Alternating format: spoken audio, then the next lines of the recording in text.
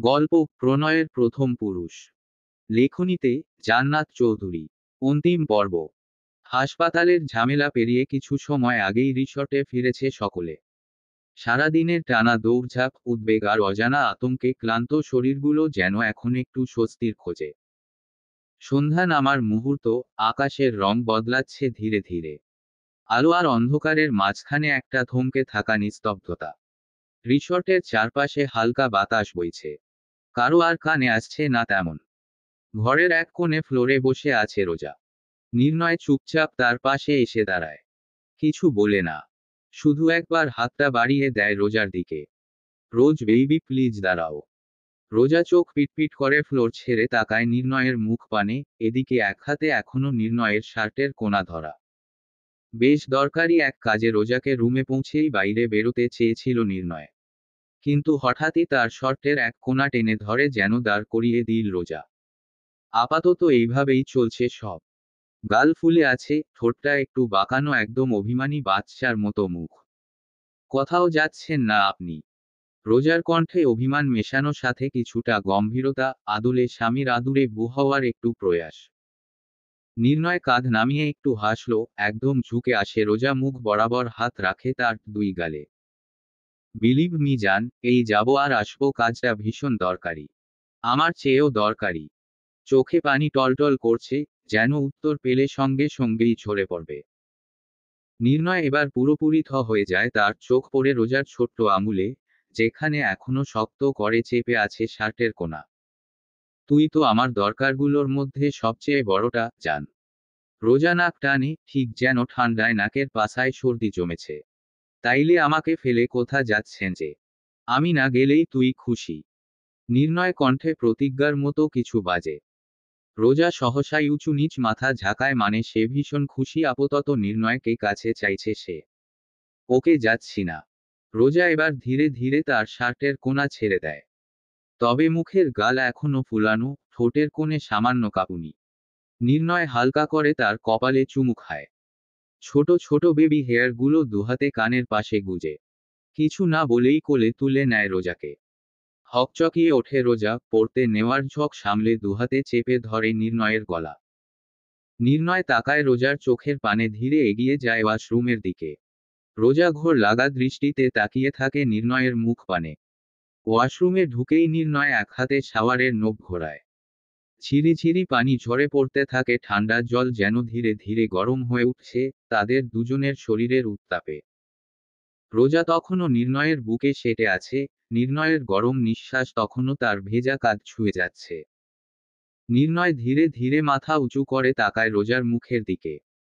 এদিকে পানি তাদের চুল, চোখ, মুখ ভিজিয়ে দেয়, যেন সমস্ত ক্লান্তি, সমস্ত হিসাব এক ঝলকে ধুয়ে দিচ্ছে। ধীরে রোজাকে কোল ছেড়ে নামিয়ে দেয় নির্ণয়, দুজনেই তখন কাঁপছে পানি ঠান্ডা ঝাপটায়, সাথে শরীরের এক অসীম উষ্ণতা। চারপাশ অদ্ভুত এক নিস্তব্ধতা, শুধু পানির আওয়াজ, আর দুটো অস্থির হৃদয়। নির্ণয়ের কণ্ঠে নেমে আসে এক নিমগ্ন সুর।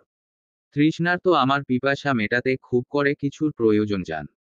রোজার ঠোঁট কেঁপে ওঠে, চোখজোড়া আধভেজা, তবুও দৃষ্টি কঠিন। কি চাইছেন আপনি? ইঁদুরের গর্তে সাপের আশ্রয়? মাতাল নির্ণয়ের চোখে শুধু একরাশ তৃষ্ণা, উত্তাল হৃদয়, সাথে আধিপত্যের এক অসীম খেলা। বদ্ধ ঘরে পানির শব্দ যেন গিলে নিচ্ছে দুটো উত্তাপ মানুষের হৃদয়। নিস্তব্ধতা যেন আরো এক ধাপ এগিয়ে দিচ্ছে তাদের। হঠাৎ একটানে রোজার গায়ে জড়ানো ভিজে জামাটা খুলে ফেলে নির্ণয়।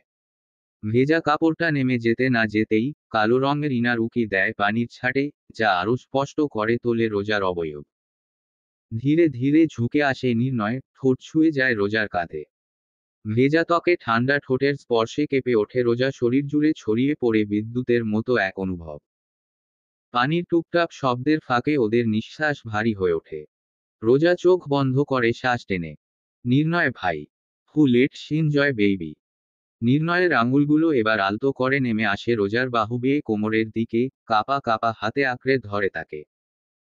ভেজা শরীর, অন্ধকারে হালকা আলো আর ঘরের গুমোট নিঃশব্দতা, সবকিছু যেন একসাথে ঝাঁপিয়ে পড়ে ওদের ওপর। রোজার শরীরটা ঠেলে দেয় নির্ণয়ের বুকের ভেতরকার আগুনে। নির্ণয় ফিসফিস করে বলে, তোর মায়া আমায় এমন ভাবে ঘিরে নিয়েছে যে পৃথিবীর সমস্ত নারী যদি আমায় বিনা পারিশ্রমিক এক রাতের অফার করে, আমি অনায়াসে তাদের ছেড়ে তোর কাছে ছুটে আসবো জান। আস্তে আস্তে গাঢ় হতে থাকে নির্ণয়ের স্পর্শ। হাতটা ধীরে ধীরে বেয়ে ওঠে রোজার ঘাড় থেকে, পিঠ হয় কোমরের নিচে। ভেজা ত্বকের উপর দিয়ে ঘুরে বেড়ায় স্পর্শের এক অদ্ভুত নেশা। রোজার নিঃশ্বাস ঘন হয়ে আসে। চোখ আধো বন্ধ, ঠোঁট কাঁপছে কিন্তু মুখ বন্ধ নির্ণয় ঠোঁটের মাঝে। রোজা সমর্পণ করে তার প্রেমিক পুরুষের কাছে। পাগলের মতো রোজা সায় মেলাতে থাকে নির্ণয়ের তালে তালে। তার শরীর আর মন, সবকিছু যেন হারিয়ে যায় এক অদ্ভুত মোহে। ভেজা কাপড়ের ভিতর জমে থাকা আগুনটুকু যেন আর সহ্য হয় না। একটানে ছিঁড়ে ফেলে রোজার ইনারের বেল্ট কেঁপে ওঠে রোজা সব বাধা পেরিয়ে যুদ্ধ জয়ের মতো অতি খুশি হয় নির্ণয়। রোজা এক মুহূর্তের জন্য চোখ মেলে তাকায় নির্ণয়ের দিকে, আজ যেন চোখে নেই কোনো লজ্জা, নেই ভয়। আজ মত্ত শুধু অগাধ ভালোবাসা আর একরাশ পাগলপাড়া আকাঙ্ক্ষায়। হঠাৎ থেমে যায় নির্ণয়, পাগলপাড়া, বেহা, কন্ট্রোললেস পুরুষ যেন আজ নিজেকে সংযত করছে। হতবাক রোজা। মুচকি হেসে টুকুস করে রোজার নাক টেনে দেয় নির্ণয়। ঠোঁট ফুটে ওঠে এক বাঁকা হাসি। কন্ট্রোল, রাত এখনো অনেক বাকি। লজ্জা যেন ইয়ারফোনের তারের মতো পেঁচিয়ে নিয়েছে রোজাকে। গাল দুটো টমেটোর মতো লাল টুকটুক হয়ে ওঠে তার গাল। লম্বা এক শোয়ার শেষে ওয়াশরুম থেকে বেরিয়ে আসে দুজন। দুজনের পরনে সাদা রঙের এক টাওয়াল। ধীরে ধীরে রোজা এসে দাঁড়ায় রুমে আয়নার সামনের। মাথায় পেঁচানো টাওয়াল খুলতেই বেরিয়ে লম্বা চুলগুলো যার থেকে টুপোটুপ করে পানি ঝরছে। এদিকে নির্ণয় এগিয়ে যায় ব্যাগের দিকে, পুরো ব্যাগ হাতরে খুঁজে বের করে। কালো রঙের ধাতব এক যন্ত্র। যা হাতে নিয়ে এগিয়ে এসে দাঁড়ায় রোজার পাশে। গরম যন্ত্রের সুইচ অন করতেই বেরিয়ে আসে এক গরম হাওয়া। যায় সাহায্যে শুকাতে থাকে রোজার চুল। চুল শুকানো হতেই এবার পালা ড্রেস সিলেকশনের। ক্যানট জানি আজ রোজার ভীষণ ইচ্ছে করছে নির্ণয় পোশাক গায়ে জোড়াতে। রোজার বরাদ্দকৃত ব্যাগ হতে নিজের একটা জিন্স প্লাজো নিয়ে ঠায় দাঁড়িয়ে পড়ে রোজা। বেশ কিছু সময় অতিক্রম হওয়ার পরেও পরনে নেই কোনো কাপড়। এদিকে নির্ণয় ফুল রেডি। রোজার কাণ্ডে কপাল কুঁচকে নেয় নির্ণয়। কি হয়েছে? আপনি ওটা খুলুন। রোজার কথায় নিজের গায়ের পরনের এক সাদা শার্টের দিকে তাকায় নির্ণয়। সাথে সাথেই আবারও তাকায় রোজার দিকে। কেন, কি সমস্যা এতে? খুলতে বলেছি খুলুন, ওটাতে আপনাকে মানাচ্ছে না। নির্ণয় কথা বাড়ায় দ্রুততার সাথে খুলে ফেলে গায়ে জড়ানো শার্ট। এই কাণ্ডে যেন মনে এক প্রকাশ খুশি কিলবিল করছে রোজার। শার্ট খোলা হতে যেই নির্ণয় ওটা নিয়ে ব্যাগে রাখতে যাবে অমনি তা কেড়ে নেয় রোজা। কি হচ্ছে রোজ? শার্ট গায়ে জড়িয়ে বোতাম লাগাতে থাকে রোজা। নির্ণয় কথার থুড়ি কোনো উত্তর করে সে। শার্ট পরা হতেই তাকায় নির্ণয়ের চোখের দিকে, মুচকি এক হাসি দিয়ে বলে, এবার ঠিক আছে দেখুন। নির্ণয় তাকায় না, ব্যাগ থেকে আরও একটি শার্ট বের করে গায়ে জড়িয়ে নেয় তার। কেমন এক মিষ্টি সুবাস ভেসে আসে নির্ণয়ের শার্ট থেকে, রোজা নাকের কাছে এনে শুকতে থাকে সুবাস। মিষ্টি এক সুবাস আসছে রোজার নাকের কাছে, বারবার শুকছে সেই সুবাস। ইতোমধ্যে তৈরি হয়েছে নির্ণয়। এক পা করে নির্ণয়ের দিকে এগিয়ে যায় রোজা। ধীরে ধীরে একদম নির্ণয়ের কাছে চলে আসে। পরনে সাদা রঙের শার্টের সাথে রেড ইনার, খুব বাজে এক কম্বিনেশন। নির্ণয় ভ্রু কুঁচকে নেয়। ইতোমধ্যে রোজা একদম নির্ণয়ের কাছে, মনে হচ্ছে 1 সেন্টিমিটার দূরত্ব বুঝি অবশিষ্ট নেই। রোজা দৃষ্টিতে গিলে নিচ্ছে নির্ণয়কে। চোখে অজানা এক আকর্ষণ। তার দৃষ্টি নির্ণয়ের চোখেই আবদ্ধ। আস্তে আস্তে সে নিজের দুহাতে রাখে নির্ণয়ের কাঁধে। নির্ণয় দুষ্টু হাসে এক ঝটকায়, একদম নিজের সাথে মিশিয়ে নেয় রোজাকে। তার হাত এখন রোজার ধনুকের ন্যায় বাঁকানো কোমরে। রোজা এক দৃষ্টিতে তাকিয়ে নির্ণয়ের চোখে। নির্ণয়ের হাত রোজার পরনের শার্ট উঁচিয়ে প্রবেশ করে রোজা নগ্ন কোমরে। কেঁপে ওঠে রোজা, চোখ কিছুটা খিচে নেয়। ধীরে ধীরে এলোমেলো ছোঁয়া অনুভব করে নিজের শরীরের। নির্ণয় ঠোঁট গলিয়ে উপচে পড়ে শয়তানি হাসি। হঠাৎ থেমে যায় হাত। হালকা কিছুটা ঝুঁকে আসে রোজার মুখের কাছে। চোখের উপর ফু দিতেই ধোপ করে চোখ খুলে রোজা। কি চাই? নির্ণয়ের কড়া প্রশ্নে হতভম্ব রোজা। তার কি চাই সে যেন নিজেই জানে, সে শুধু চাইছে নির্ণয় তার কাছে থাকুক। কোনো প্রকার ওয়ার্নিং ছাড়াই দ্রুত নির্ণয় ঠোঁট জোড়া নিজের দখলে নিয়ে অনুভব করতে থাকে ভালোবাসা। সময় গড়াচ্ছে, দুজনেই যেন অস্থিরতা চমর সীমান্তে। হঠাৎ দরজায় ঠক ঠক শব্দ। ছিটকে দূরে সরে যায় রোজা। নির্ণয় বাঁকা হাসে। নিজের শরীরের একবার চোখ বুলিয়ে নেয়, তারপর ডান হাতে চুলগুলো বেগ ব্রাশ করে এগিয়ে যায় দরজার দিকে। রিসর্ট থেকে খাবার পাঠানো হয়েছে, এক মেয়ে সার্ভেন্ট এসেছে। নির্ণয় দরজা খুলে তাকে দেখেই ভেতরে আসার পারমিশন দেয়। এদিক ওদিক চোখ বুলিয়ে ঘরে ঢুকছে মেয়েটি, সামনে দাঁড়ানো রোজা ব্যাপারটা অতি সন্দেহ নেয় না সে। মেয়েটি পরনে রিসর্টের বরাদ্দকৃত ড্রেস, চোখে এক সাদা চশমা, মুখে মাস্ক পরা।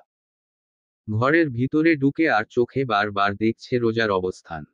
রুমে নীরবতা ঠাসা, শুধু থালা বাসনের শব্দ। মেয়েটি নিঃশব্দে খাবার সাজাতে থাকে টেবিলে, যেন প্রতিটি চালচলন অভ্যস্ত, কিন্তু তাতেও এক ধরনের অস্বস্তিকর নির্ভুলতা। নির্ণয় এসে ডিভানের এক কোণে বসে। শার্টের বোতাম বন্ধ না করে আরাম করে হেলান দেয়। সাদা আলোয় তার চোখ দুটি যেন ঝলসে ওঠে। রোজার দিকে তাকিয়ে মাথা নাড়িয়ে ইশারা করে কাছে আসার। রোজা একটু ইতস্তত করে। মেয়েটির দিকে একবার তাকায়, তারপর ধীর পায়ে এগিয়ে আসে। নির্ণয়ের পাশে এসে বসে। নির্ণয় হেসে বলে, চোখ মুখ শুকায় গেছে, আগে খেয়ে নে। তারপর কথা অসমাপ্ত রেখে একটু বাঁকা হাসি ঠোঁটে রেখে সে একবার রোজার মুখের দিকে তাকায়। রোজা কুণ্ঠিতভাবে ট্রের দিকে তাকায়। মেয়েটি তখনও খাবার সাজিয়ে যাচ্ছে। হঠাৎ গরম এক স্যুপের বাটি মেয়েটির হাত থেকে ঠিক যেন রোজার দিকেই একটু বেশি ঝুঁকে পড়ে যেতেই গরম স্যুপ উল্টে পড়ে রোজার ডান হাতে। আহো! একটা তীব্র চিৎকার করে উঠে রোজা। চমকে ওঠে নির্ণয়। মুহূর্তেই লাফিয়ে উঠে পড়ে সে। আতঙ্কিত চোখে রোজার হাতটা ধরে দেখে রক্ত তরল বেয়ে বেয়ে পড়ছে ওর কবজি দিয়ে। চামড়া লাল হয়ে উঠছে মুহূর্তেই। রোজ মাস্কের আড়ালে এক কুটিল হাসি ফুটে ওঠে মেয়েটির মুখে, যার বহিঃপ্রকাশ তার চোখ। সেই হাসি যেন এড়িয়ে যেতে পারে না রোজার গোয়েন্দা চোখ। নির্ণয় ক্ষিপ্ত চোখে তাকায় সার্ভেন্ট। মেয়েটির নির্ণয়ের চোখ রক্ত লাল হয়ে ওঠে। সরি স্যার, আমি জানি না কিভাবে। নির্ণয় চোখ কুঁচকে তাকায় তার দিকে। কি জানিস না? হাতে শক্তি নেই, একটা বাটিও ধরতে পারিস না ঠিক করে। রোজা তখন শ্বাস নিচ্ছে কষ্টে। কপালে ঘাম জমে উঠেছে।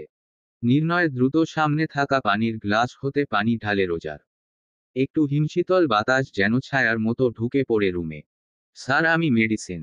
Get out. স্যার, কি বললাম বুঝনি? কথা বাড়ায় না মেয়েটি ধীরে ধীরে দরজার দিকে হাঁটতে শুরু করে। তবে তার যাওয়ার দিকে কড়া চোখে তাকিয়ে থাকে রোজা। মেয়েটি বেরোতেই নিজের ফোন খুঁজে বের করে নির্ণয়। স্ক্রিনে স্ক্রোল করে রিয়ানের নাম্বার খুঁজে বের করে কল ঢুকায় সে। কয়েক সেকেন্ডের অপেক্ষা, রিসিভ হয় কলটি। জলদি আমার রুমে আয়। অপর পাশে কল থাকা রিয়ানে উত্তর আশা না করেই কল ডিসকানেক্ট করে নির্ণয়। ফু দিতে থাকে রোজার হাতে। ভীষণ জ্বলছে পাখি। নির্ণয় করা প্রশ্নে ধ্যান ভাঙবে রোজা। এত সময়ের ঘটা পুরো হিসাব কষতে বসেছিল সে। এত ছোট এক ব্যাপারে অহেতুক অস্থির হয়ে উঠেছেন আপনি। প্লিজ শান্ত হন, মেডিসিন পরলেই ঠিক হবে। বেশি বড় হয়ে গিয়েছিস না? বড় হয়েছি বলেই তো বিয়ে হয়েছে, ছোট থাকলে কি হয় বলেন? বেয়াদব মেয়ে স্বামীর মুখের মুখে তর্ক। একটু করলে ক্ষতি কোথায়? দুজনোর কথা কাটাকাটির মাঝেই দরজা দিয়ে ভেতরে ঢুকে রিয়ান ব্যস্ত ভঙ্গিতে বলে, ভাই।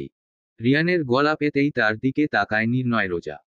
রোজার হাত তখনও রাখা নির্ণয়ের হাতে। নিঃসাম মেডিসিন। রিয়ান, কি হয়েছে কা? বাকি কথা বলার আগেই রোজার হাতের দিকে চোখ যায় রিয়ানে। মুহূর্তে যেন লাল হয় দুটো চোখ। দ্রুত পায়ে এসে বসে রোজা পাশে। বনু, কি হয়েছে হাতে? রিয়ানের বলা কথা রোজার কানে ঢুকেছে কি ঢুকেনি কে জানে, সে যেন নিজ ভাবনায় মগ্ন। রিয়ান বেশি ঘাটায় না তাকে। নির্ণয় দিকে প্রশ্ন চাহনিতে তাকিয়ে থাকে। দেখ ভাই, ওভাবে তাকিয়ে লাভ নেই, আমি শুধু তোর বোনকে আদর করি। এসব আমি করিনি। সার্ভেন্ট ভুলে গরম স্যুপ ফেলেছে। রিয়ান দৃষ্টি নামিয়ে হাতে থাকা ফোন দিয়ে কাউকে কল করে মেডিসিন আনতে বলে। কিছু সময় পর মেডিসিনের ব্যাগ হাতে রুমে ঢোকে রিধিমা। চুপচাপ থেমে যায় দরজার কাছে। ভিতরের আবহাওয়া গম্ভীর, ঘন কালো মেঘ জমে আছে যেন চারপাশে। রিয়ান মাথা ঘুরিয়ে তাকায়। একবার চোখাচোখি হয় রিধিমার সঙ্গে, তারপর সে ইশারায় ব্যাগটা এগিয়ে দিতে বলে।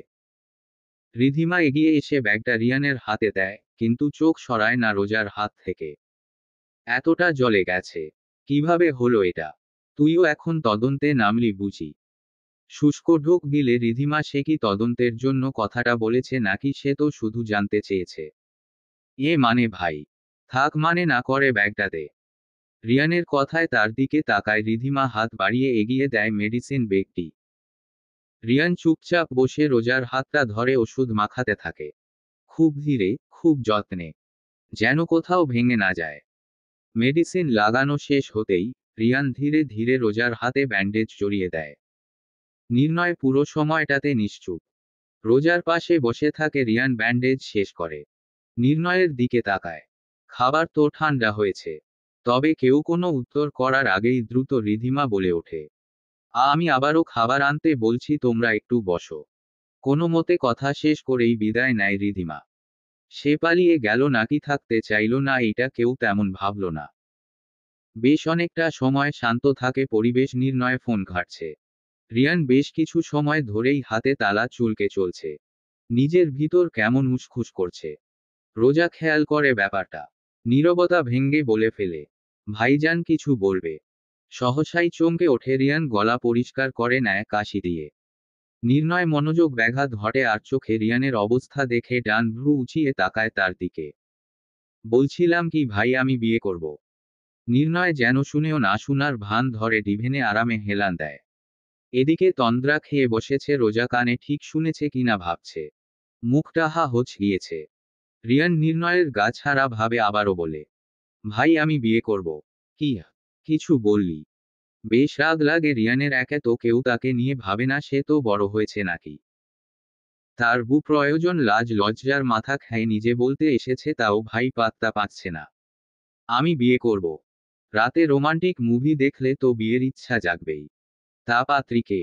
নির্ণয়ের টোন কাটা কথা বেশ গায়ে লাগে। রিয়ানের মুখ কালো করে সে উত্তর করে, রোমাঞ্চ সকলের জাগে, তবে প্রকাশে জায়গা সকলের থাকে না। তা তোর চাই বুঝি? নির্ণয় কথায় এবার বেশ বিরক্ত হয় রিয়ান। ভাই কি মজা মারছে? চোখ মুখ খিচে বলে, আমার চাই। এইদিকে দুজনের কথোপকথনের রোজার চোখ দুটো মার্বেল হয়েছে। কান দুটো আঙ্গুল দিয়ে একবার চুলকে নিয়ে রিয়ানের দিক তাকিয়ে বলে, ভাইজান তুমি বিয়ে করবে? তোরা কি আমাকে সারা জীবন সিঙ্গেল হয়ে মরতে বলছিস? আমার কি বংশ বৃদ্ধি হবে না? যাহহ বাবা, ওইটা কখন বললাম? ভাবিটা কে শুনি? রোজার করা প্রশ্নে শুষ্ক ঢোক গিলে রিয়ান। নির্ণয় গা ছাড়া ভাব, এমন ভাব যেন সে কিছুই শুনছে না। ত্রিধা? কি বলছো ভাইজান? আমি ত্রিধা বিয়ে করব। রোজা একবার নির্ণয়ের দিকে তো একবার রিয়ানের দিকে তাকায়। নির্ণয় নিশ্চুপ দেখে রিয়ান কিছু বলতে যাবে তার আগেই তাকে থামিয়ে দেয় রোজা। দুজনেই বসা, তবে বেশ কিছুটা দূরত্ব দুজনের মাঝে। রোজা এগিয়ে গিয়ে হাত রাখে নির্ণয় হাতে। একটু নরম স্বরে বলে, বলছিলাম কি আপনি কি রাজি না বিয়েতে? না মানে ভাইজান ত্রিধা আপুকে? রাজি না কখন বলছি? নির্ণয়ের উত্তরে বেশ খুশি হয় রোজা। খুশিতে গদগদ হয়ে সহসাই প্রশ্ন ছুড়ে, তাহলে কবে বিয়ে হচ্ছে ভাইজানেরও? নির্ণয় আর চোখে রিয়ানের দিকে একবার তাকিয়ে দৃষ্টি দেয় রোজা হাসি হাসি মুখের দিকে। ডান হাতে ছুঁয়ে দে রোজার গাল হাসকি স্বরে বলে, ঢাকা ফিরেই একসাথে 3 জোড়া বিয়ে হবে। বিয়ান চমকিত হয়। 3 জোড়া বিয়ে কার কার হবে ভেবেই মাথা চুলকায়। রোজার ফিসফিসিয়ে হিসাব মেলাতে চায়, 3 জোড়া কে ভাই? ঢাকা ফিরেই সব হবে। আপাতত এখন আসতে পারিস। কালকে সকালে রেডি থাকিস, বেরোতে হবে। রিয়ান দাঁত কটমটিয়ে উঠে। রোজা রিয়ানের দিকে তাকিয়ে কিছুটা জোরপূর্বক হাসতে চেষ্টা করে। রিয়ান কথা না বাড়িয়ে উঠে গটকটিয়ে বেরিয়ে যায়। রিয়ান বেরিয়ে যেতেই রুমের দরজা লক করে দেয় নির্ণয়। এগিয়ে এসে কোলে তুলে নেয় রোজাকে পোড়া হাতে। বেশ কষ্টে নির্ণয়ের গলা আঁকড়ে ধরে রোজা। ধীরে ধীরে একদম বেডের কাছে এসেই রোজাকে কোল থেকে নামিয়ে দেয় সে। রোজাকে বিছানায় নামিয়ে দিতেই তার গলার কাছটা কেঁপে ওঠে। নিঃশ্বাস ভারী। শার্টে প্রথম বোতাম খোলা থাকা কিছু বুকের মসৃণ রেখা উকি দেয়। নির্ণয় নিঃশ্বাস কিছুটা রোজার মুখে পড়ে চোখ বুজে ঠোঁট কামড়ে ধরে রোজা। যেন সমস্ত শরীর জ্বলছে তার। নির্ণয় ধীরে ধীরে তার পাশে এসে বসে। এক হাত দিয়ে চুল সরিয়ে দেয় রোজার কপাল থেকে, অন্য হাতে তার কোমরের কাছে ছুঁয়ে থাকে নির্ণয়। চোখে মাদকতায় ধীরে ধীরে ঝুঁকে মুখ ডুবায় রোজার চুল। বারংবার কেঁপে উঠছে রোজা। এত কাঁপতেছিস কেন? নির্ণয়ের গলা নেমে আসে, কণ্ঠ বেশ ভারী, সাথে ভীষণ কোমল। রোজা চোখ মেলে তাকায়। নির্ণয় তখনও তাতেই ডুবে রয়েছে। আপনার প্রতিটি ছোঁয়া ভীষণ পড়ায়। নির্ণয়ের চোখ জ্বলতে থাকে। সে ধীরে ধীরে চুল ছেড়ে নেমে আসে রোজার গলার কাছে। গলার ভাঁজে ঠোঁট ছুঁয়ে দেয়। আবারও চোখ বুজে নেয় রোজা। এক হাতে খামচে ধরে নির্ণয় গায়ে থাকা শার্ট। নির্ণয় মুখ তুলে রোজার গলা ছেড়ে ঠিক একদম কানের কাছে এসে ফিসফিসিয়ে বলে, পাখি, ডু ইউ ওয়ান্ট প্রোটেকশন? রোজা আরো শক্ত করে জড়িয়ে নেয় নির্ণয়কে। এক চুল পরিমাণ দূরত্ব নেই দুজনের মাঝে। রোজা কোমল কণ্ঠ বলে, আই ওয়ান্ট আওয়ার ফিউচার। নির্ণয় কিছুটা সরে আসে রোজার থেকে। ভরকে যায় রোজা। নির্ণয় বিছানা ছেড়ে উঠতে নিলেই হাত টেনে ধরে রোজা। কোথায় যাচ্ছেন? তুই এখনো ভীষণ ছোট, এখনই এই সব কে মাথায় ঢুকিয়েছে তোর? আমি অত বড় হতে চাই না, আমার বাবু চাই, মানে চাই। নির্ণয় তাকায় রোজার চোখে, চেহারায় চিন্তার ভাঁজ। কেন জানি না ভীষণ ভয় লাগছে তার। অলরেডি তোর ছুটিটা প্রায় শেষের দিক। সময় দেখতে দেখতে চলে যাবে। পরবর্তী বেবি জব দুটো। নির্ণয়ের বাকি কথাই শেষ করার আগেই থামিয়ে দেয় রোজা। দুহাতে নির্ণয় হাত চেপে মাথা রাখে তাতে। আপনি আছেন তহ? পারবেন না আমাদের প্রোটেক্ট করতে? Are you sure you want a baby? Roza ঠোঁট রাখে। নির্ণয়ের প্রশ্রয় দেয় তার প্রিয় মানুষটিকে। ধীরে ধীরে সময় গড়াতে থাকে। দুটি হৃদয় একশো অপরের পরিপূরক হয়ে উঠতে ব্যস্ত। রোজার গায়ে শার্টের বোতাম এক এক করে খুলে ফেলে নির্ণয়, সাথে নিজের গায়ের কাপড়টাও।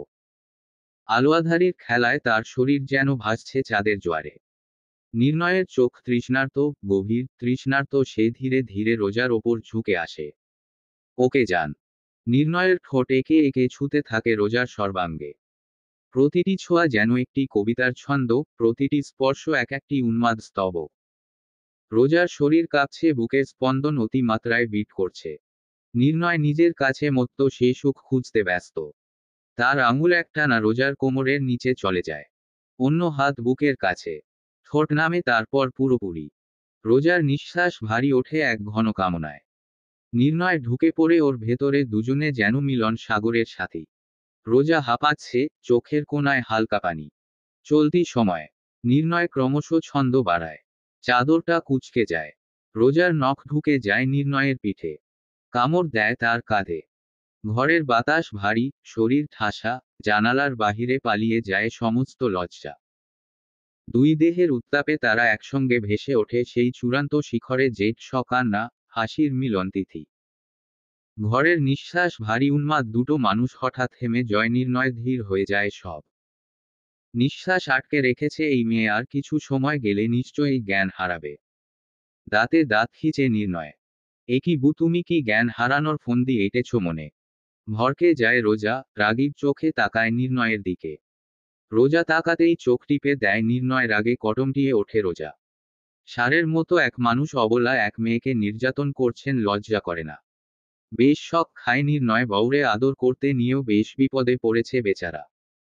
মুহূর্তেই ছোট বাচ্চাদের মতো কাদো কাদো ফেস বানিয়ে বলে, এমা এসব কি বলছো বউ? আদর করছি আদর, নির্যাতন বলে না শোনা। চোখ দুটো বন্ধ করে নেয় রোজা। মনে মনে একশত গালি ছুঁড়ে মারে নির্ণয়ের দিকে। রোজার মুখের ভঙ্গিতে বেশ মজা পায় নির্ণয়। এই বু সেন্সর হারলে চলবে না। আদর নিতে হবে বু, আদর। লজ্জা ইয়ারফোনের তার হয়ে লতাপাতার মতো পেঁচিয়ে নিচ্ছে রোজারে। এক তো শরীরের উপর আটমনিয়ে এক চালের বস্তা, রয়েছে তার উপর আরো রসিকতা। একটা মানুষ কি করে এত অসভ্য হয়? আপনাকে না দেখলে জানতাম না। কেন বুসভ্য মানুষ বুঝি কাপড় পরেই কাজ সারে? কপালে চাপড়াতে থাকে রোজা। কোন পাগলের পাল্লায় এসে পড়েছে সে ভেবে ভ্যা ভ্যা করে কাঁদতে ইচ্ছে করছে তার। ক্ষিপ্ত বাঘিনী মতো বলে, এই নামুন তো আপনি আমার উপর থেকে, আমি অন্য কোথাও থেকে বাবু কিনে আনব। ওটা হচ্ছে না, প্রসেসিং শেষ না করে তো নামা যাবে না বউ। কথাগুলো বলেই আবারও নিজের একান্ত কাজে লিপ্ত হয় দুজনে। হাঁপিয়ে উঠেছে দুজন, সময় কত গড়িয়েছে জানা নেই। ক্লান্ত হয়ে অবশেষে রোজা গায়ে নিজের ভর ছেড়ে দেয় নির্ণয়। বিছানার চাদরে এলোমেলো ভাঁজ, বাতাসে এখনো ভালোবাসার গন্ধ।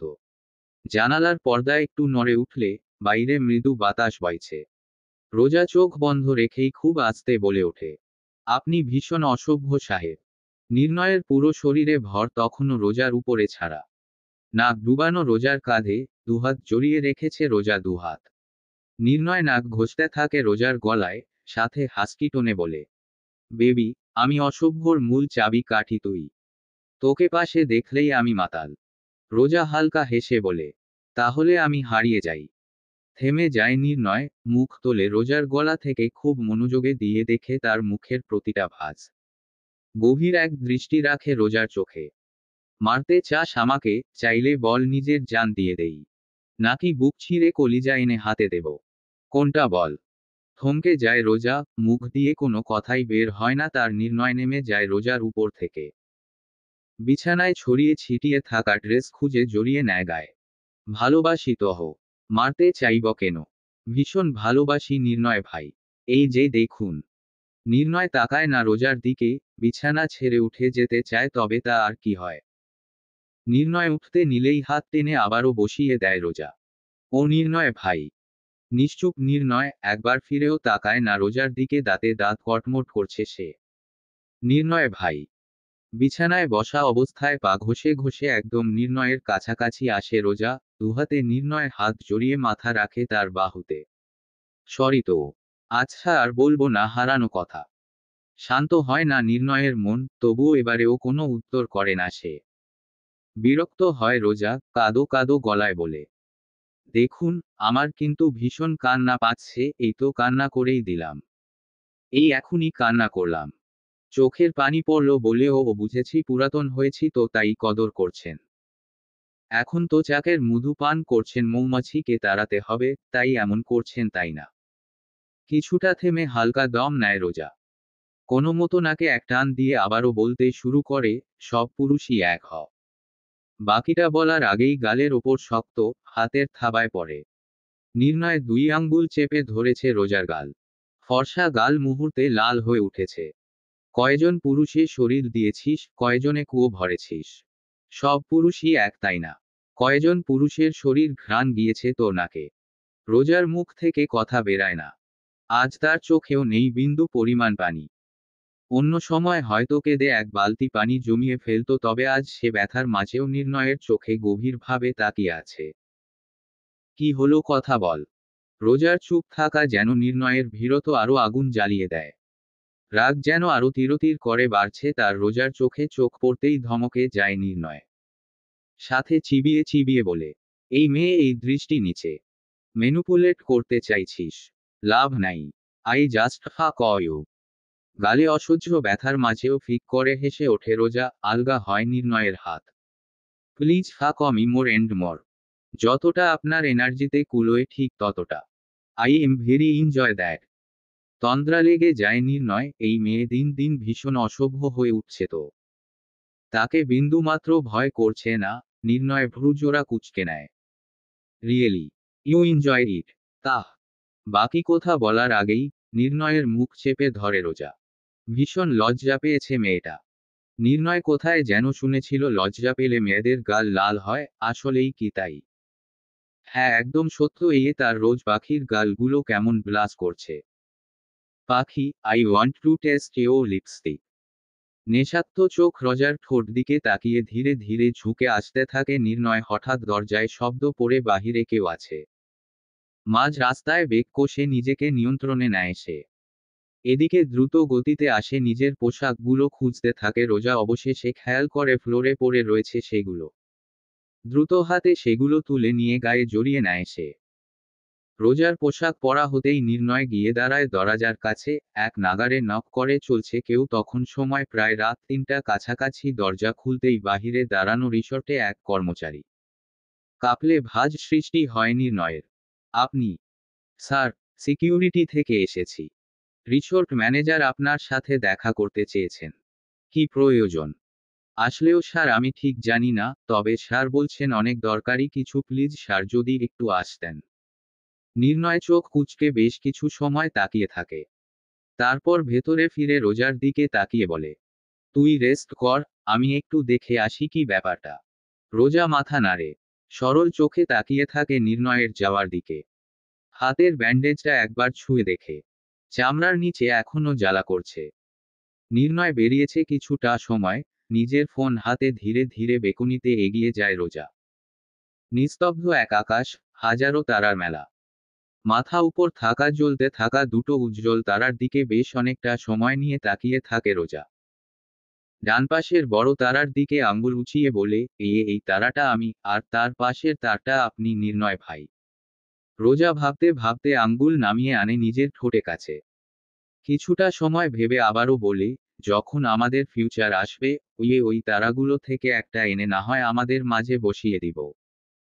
হাতে থাকা ফোনটা কেঁপে ওঠে, সরকারি নাম্বারে কল এসছে বললে ভুল হবে। কিছু সময় আগেই রোজা মেসেজ করছে, প্রেমের নাম্বারে, তাই তো কল দিয়েছে। হ্যালো। অপর পাশে ভেসে আসে প্রেমের শান্ত গলা।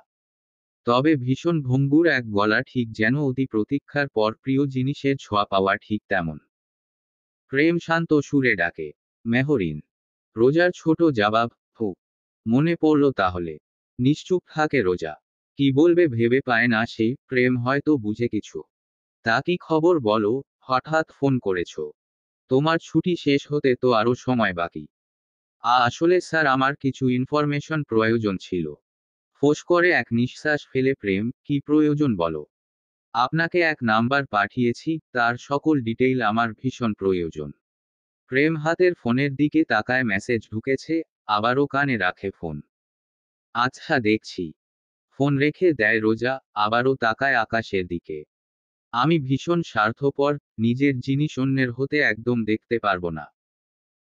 1,47,000 বর্গমাইলে 20 কোটি মানুষের মাঝে বিধাতা আমার মনে তার জন্য ভালোবাসার জন্ম দিয়েছে। ভালোবাসি, ভয়ঙ্কর ভাবে ভালোবাসি। দরজায় খট করে এক শব্দ হয়, হয়তো নির্ণয় এসে। রোজা নড়ে না, তখনও সে আকাশের সৌন্দর্য দেখতে ব্যস্ত। সময়টা ভীষণ নিস্তব্ধ, রোজা ঠায় দাঁড়ানো বেলকনিতে। মধুশীতল বাসে যেন মনে তৃপ্তি অনুভব হচ্ছে তার। হঠাৎ অপরিচিত এক পারফিউমের ঘ্রাণ নাকে ভেসে আসতে চৌকিতে মাথা ঘুরায় রোজা। কালো পোশাক পরিহিত কাউকে দেখতে কিছুটা পিছিয়ে যায় সে, কাপা কাপা গলায় বলতে থাকে, কক্যায়। অপর পাশে কোনো উত্তর আসে না। রোজা নিজেকে সামলে আবারও প্রশ্ন করতে যাবে, তার আগেই মুখে সামনে স্প্রে জাতীয় কিছু পড়তেই চোখ বুজে আসে রোজার। মাথা ঘুরছে, মুহূর্তেই অচেতন হয়ে যায় সে। বিকৃত এক হাসি ছড়িয়ে পড়ে ফাঁকা বেকুনিতে। ঘরজুড়ে তখন নিস্তব্ধতা। দূরে কোথাও একটা কুকুরের হালকা ঘেউ ঘেউ শব্দ শোনা যায়। বেলকনির দরজাটা খোলা, ঠান্ডা বাতাসে পর্দা উড়ছে ধীরে ধীরে। অচেতন রোজার নিঃশ্বাসও যেন স্তিমিত। কালো পোশাক পরিহিত সেই মানুষটি পকেট থেকে মোবাইল বের করে দ্রুত ডায়াল করে পরিচিত কারো নাম্বারে। তাড়াতাড়ি এসো, সময় কম। কথা শেষেই কেটে দেয় ফোন। হাত ছোঁয়ায় রোজার গালে। এদিকে মাত্র মিনিট খানেকের মধ্যেই ঘরে ছায়া পড়ে অপর একজন যুবকের, বেশ লম্বা, মুখে পাতলা দাড়ি, চোখে হালকা আতঙ্ক আর তাড়াহুড়োর ছাপ। ম্যাম। ফুস। জলদি কোলে তোলো এটাকে। যুবকটি কথা বাড়ায় না, মালকিনের আদেশ পেতেই পাজাকোলা করে নেয় রোজাকে। ম্যানেজারের সাথে দেখা করে এসে রুমের দরজা খুলেই স্তব্ধ নির্ণয়। ঘরের বাতাস ভারী, রুমের প্রতিটি কোণ খালি। খাটের চাদর এলোমেলো, মৃদু বাতাসে নড়ছে জানালার পর্দা। তবে কোথাও নেই রোজা। নির্ণয় ঘরে চোখ বুলিয়ে এগিয়ে যায় বেকনিতে, তবে সেখানটাও ফাঁকা। উপায়ান্তর নেই, রুমে বিছানায় বসে পড়ে সে। হয়তো বাথরুমে আছে রোজা। এই ভেবেই শান্ত হয়ে বসে কিছু সময়। ধীরে ধীরে পেরোতে থাকে সময়, রোজার বেরোনোর নাম নেই। কাঁপলে চিন্তার ভাঁজ পড়ে নির্ণয়ের, চটজলদি বিছানা ছেড়ে উঠে এগিয়ে যায় বাথরুমের দরজার কাছে। কিন্তু দরজার কাছে আসতেই আরেক শোকট। দরজা বাহির থেকে লোকট, মানে ভিতরে কেউ নেই। শুষ্ক ঢোক গিলে নির্ণয় ফিসফিসিয়ে বলে, রোজ। আর কিছু ভাবতে পারে না, হন্নি হয়ে খুঁজতে থাকে পুরো ঘর, হয়তো কোথাও লুকিয়েছে মেয়েটা, এই ভেবেই তন্ন তন্ন করে খুঁজে নির্ণয়। না, কোথাও নেই। আবারও ছুটে যায় বেকনিতে, সেখানটাও ফাঁকা। উপর থেকে নিচে তাকায়, রিসর্টের গার্ডেন চোখে পড়ে। দুজন গার্ড সেখানে পাহারায় বসা, ঘুমে টলছে। আবারও ঘরে আসবে তখন, ঠিক তখনই পায়ে কিছু একটা লাগে তার। ফ্লোরের দিকে তাকাতেই চোখে পড়ে রোজার হ্যালো কিটটি বেক কাভারে মোড়ানো ফোনটা। কাপা কাপা হাতে ওটাকে হাতে তুলে নেয় সে। অজানা ভয় বাসা বেঁধেছে মনে, দ্রুত পায়ে এগিয়ে গিয়ে বেডের কাছে যায়, পুরো বেড খুঁজে বালিশের নিচ থেকে ফোন পেয়ে দ্রুত স্ক্রল করতে থাকে সে। এই তো কিছু সময় আগেই রিয়ানের সাথে কথা হয়েছে, নাম্বার তাই সামনেই ছিল নির্ণয়, অতি দ্রুত কল করছো সেই নাম্বারে। বেশ কিছু সময় রিং হয়ে কেটে যায় কল। উন্মাদ নির্ণয় আবারও কল করে সেই নাম্বার, এবার আর মিস হয় কল রিসিভ হতেই নির্ণয় উত্তেজিত গলা। ঘুম ঘুম ভাবে কল রিসিভ করেছে রিয়ান। রিয়ান। নির্ণয় গলা কাঁপছে, মুহূর্তেই ঘুম ছুটে যায় রিয়ানে ব্যস্ত ভঙ্গিতে বলে, ভাই, কি হয়েছে? নির্ণয়ের হাত কাঁপছে, গলা ধরে আসছে। কোনো মতে শুষ্ক ঢোক গিলে, রোজ। রোজ কি ভাই? রোজ মিসিং। কথাটা শেষ করেই দ্রুত কল ডিসকানেক্ট করে নির্ণয়। বিছানার উপরে গার্ড হয়ে বসে থাকে রিয়ান। নির্ণয় কথাগুলো যেন ঠিক তার মস্তিষ্কে প্রসেসিং হতে সময় নিচ্ছে, বেশ কিছু সময় মাথা চেপে রাখে, হঠাৎ কিছুর খেয়াল হতে ছুটে বেরিয়ে যায় ঘর ছেড়ে। কিছু সময়ের ব্যবধানে হাঁপাতে হাঁপাতে নির্ণয়ের ঘরে এসে পৌঁছায় রিয়ান। ঘরে ঢুকতেই চোখে পড়ে, নির্ণয় বিছানার উপর গুটিয়ে পড়ে আছে। এক হাতে নিজের মাথার চুল খামচে ধরে রেখেছে সে। শরীরটা কাঁপছে, চোখ দুটো লাল টকটকে, ঠোঁট শুকিয়ে ফেটে গেছে। এভাবে বিধ্বস্ত নির্ণয়কে রিয়ান বহু বছর আগে দেখেছিল রিয়ান। রিয়ান ধীরে ধীরে এগিয়ে গিয়ে হাত রাখে নির্ণয়ের কাঁধে, হঠাৎ খপ করে রিয়ানকে জড়িয়ে ধরে নির্ণয়। এমন শক্ত করে আঁকড়ে ধরে, তার আচরণ একেবারে বদ্ধ উন্মাদের মতো লাগছে। চোখের পাতা কাঁপছে, নিঃশ্বাস এলোমেলো, ঠোঁট কাঁপছে অজানা আতঙ্কে। ভাই। রিয়ান কাঁপা কাঁপা গলায় ডাকে নির্ণয়কে। এদিকে তাকে জড়িয়ে ডুকরে কেঁদে ওঠে নির্ণয়। আমার রোজ রিয়ান। আমার পাখি। রিয়ান হতবিহ্বল, বেশ কিছু সময় স্থির হয়ে থেকে কাঁপা কণ্ঠে বলে, ভাই প্লিজ, শান্ত হও। এভাবে ভেঙে পড়ো না। তুমি তো জানো, রোজা একজন ইন্ডিপেন্ডেন্ট মেয়ে। ও নিজেকে বাঁচাতে পারবে। নির্ণয় কাঁদতে কাঁদতে মাথা নাড়ে, কোনো কথাই যেন পৌঁছাচ্ছে না তার মনে। রিয়ান নিজেকে সামলাতে চাইছে, শক্ত থাকার চেষ্টা করে। গলাটা ভারী হয়ে এসেছে তার। কিন্তু তবুও বলে, তুমি ভেঙে পড়লে চলবে না ভাই। আমাদের বরং এখন তাকে খুঁজতে হবে। যে করেই হোক, রোজাকে খুঁজে বের করতেই হবে। ভেতরে ভেতরে বেশ ভেঙে পড়ছে রিয়ান, বারবার কেন সব বিপদ তার বোনের উপরেই আসে। কেন সেই লক্ষ্য? সে চোখ বন্ধ করে মনে মনে আল্লাহকে ডাকতে থাকে সে। দুহাতে শক্ত করে জড়িয়ে ধরে ভাইকে। ভাই, আমাদের খুঁজতে হবে রোজকে। নির্ণয় নিঃশ্বাস নিতে পারছে না ঠিকঠাক। গলা শুকিয়ে কাঠ, চোখ দুটো লালচে আর ফোলা। শরীরটা ঠান্ডা হয়ে আসছে, কাঁপছে। যেন একটা মস্তিষ্ক বিধ্বস্ত মানুষ ধীরে ধীরে নিস্তেজ হয়ে পড়ছে। রিয়ান টের পায়, নির্ণয়ের অবস্থা খারাপ হয়ে আসছে, এভাবে চলতে থাকলে নির্ণয় যে কোনো সময় এই জ্ঞান হারিয়ে ফেলবে। ভাই, আমার দিকে তাকাও। বারবার নির্ণয়কে শান্ত করতে চাচ্ছে রিয়ান, কিন্তু কিছুতেই কিছু হচ্ছে না। নির্ণয়ের বুদ্ধি জ্ঞান লোপ পেয়েছে, চোখে একরকমের শূন্যতা, বুক ভরে নিঃশ্বাসও নিতে পারছে না ঠিক মতো। কোনো কিছুতে কিছু হচ্ছে, দ্রুত হাতে পকেট থেকে ফোনটা বের করে সে। তাড়াহুড়ো করে ফোন অন করে ঢুকে পড়ে কল লিস্টে। আঙুলটা থমকে যায় একটা পরিচিত নামের ওপর। স্ক্রিনে জল আয়ানের নাম। রিয়ান দ্রুত ডায়াল করে সেই নাম্বারে। ফোনটা কানে ধরতেই রিং বাজতে শুরু করে। একবার, দুইবার, তিনবার। তুল আয়ান, প্লিজ তুল, রিয়ান ফিসফিস করে, অথচ গলাটা কাঁপছে উৎকণ্ঠায়। অন্যদিকে নির্ণয় এখনো জড়িয়ে ধরে বসে আছে, শরীরটা ভার হয়ে আছে, নিঃশ্বাস হালকা হয়ে যাচ্ছে। কল রিসিভ হতেই ব্যস্ত হয়ে ওঠে রিয়ান। হ্যালো। আয়ানের ঘুম জড়ানো কণ্ঠে উত্তর আসে। কি? ভাই? রিয়ানে কাপা গলা ব্যস্ততার সাথে বলে, ভাই দ্রুত ইনজেকশন প্রয়োজন, ভাইয়ের কন্ডিশন খুব খারাপ। থমকে যায় আয়ান, ঘুম মুহূর্তেই পালিয়ে যায়, ফোনটা শক্ত করে ধরে রেখেছে। কি হয়েছে, নীরের? প্লিজ ভাইয়ের রুমে আয়। কথা শেষ করেই ফোন কেটে দেয় রিয়ান। রিয়ানের বুকের মধ্যে কাঁপুনি ওঠে। চোখে ভয় ধীরে ধীরে জায়গা করে নিচ্ছে। সে ফোনটা নামিয়ে রাখে। আমার বোন। আল্লাহ। শেষ রাতের কালো আধারের ভেতর দিয়ে ছুটে চলছে এক কালো গাড়ি। রাস্তার দুই ধারে ছায়া গিলেছে আলো, হেডলাইটের রেখাগুলো ধোয়ার মতো মিলিয়ে যাচ্ছে কুয়াশায়। গাড়ির পেছনের সিটে অচেতন হয়ে পড়ে আছে রোজা। মাথাটা একদিকে কাত, চোখ দুটো বোজা, ঠোঁট ফ্যাকাশে। ঠিক তার পাশেই বসে আছে এক নারী। পরনে কালো পোশাক, চুলগুলো ছেড়ে রাখা। চোখে স্পষ্ট নির্লিপ্ততা, এক টানে মুখের মাস্ক খুলে। তারপর ধীরে ধীরে তার আঙুল দিয়ে রোজার কপালে কাজ চুল সরিয়ে দিচ্ছে। খুব আলতো করে হাত ধোয় রোজার গালে। তারপর ফিসফিস করে বলে, তুই ঠিক যেমনটা নিষ্পাপ ততটা বিষধর। তবে বেশ বোকা নারী, আর তোর মূর্খতাই তোর বিনাশের কারণ। গাড়ির ভেতর নেমে আসে আরো গভীর নীরবতা। চাকা গড়িয়ে চলছে গন্তব্যে। দূরে ওই আকাশে মৃদু মৃদু ভোরের আলো ফোটার প্রস্তুতি নিচ্ছে আকাশ। পাহাড়ি গলির মোড় ঘুরেই অন্ধকারে ঢাকা এক বিশাল, নির্জন আলিশান বাড়ির সামনে এসে থামে গাড়িটি। রাতের নিস্তব্ধতায় শুধু শোনা যায় ইঞ্জিন বন্ধ হওয়ার শব্দ।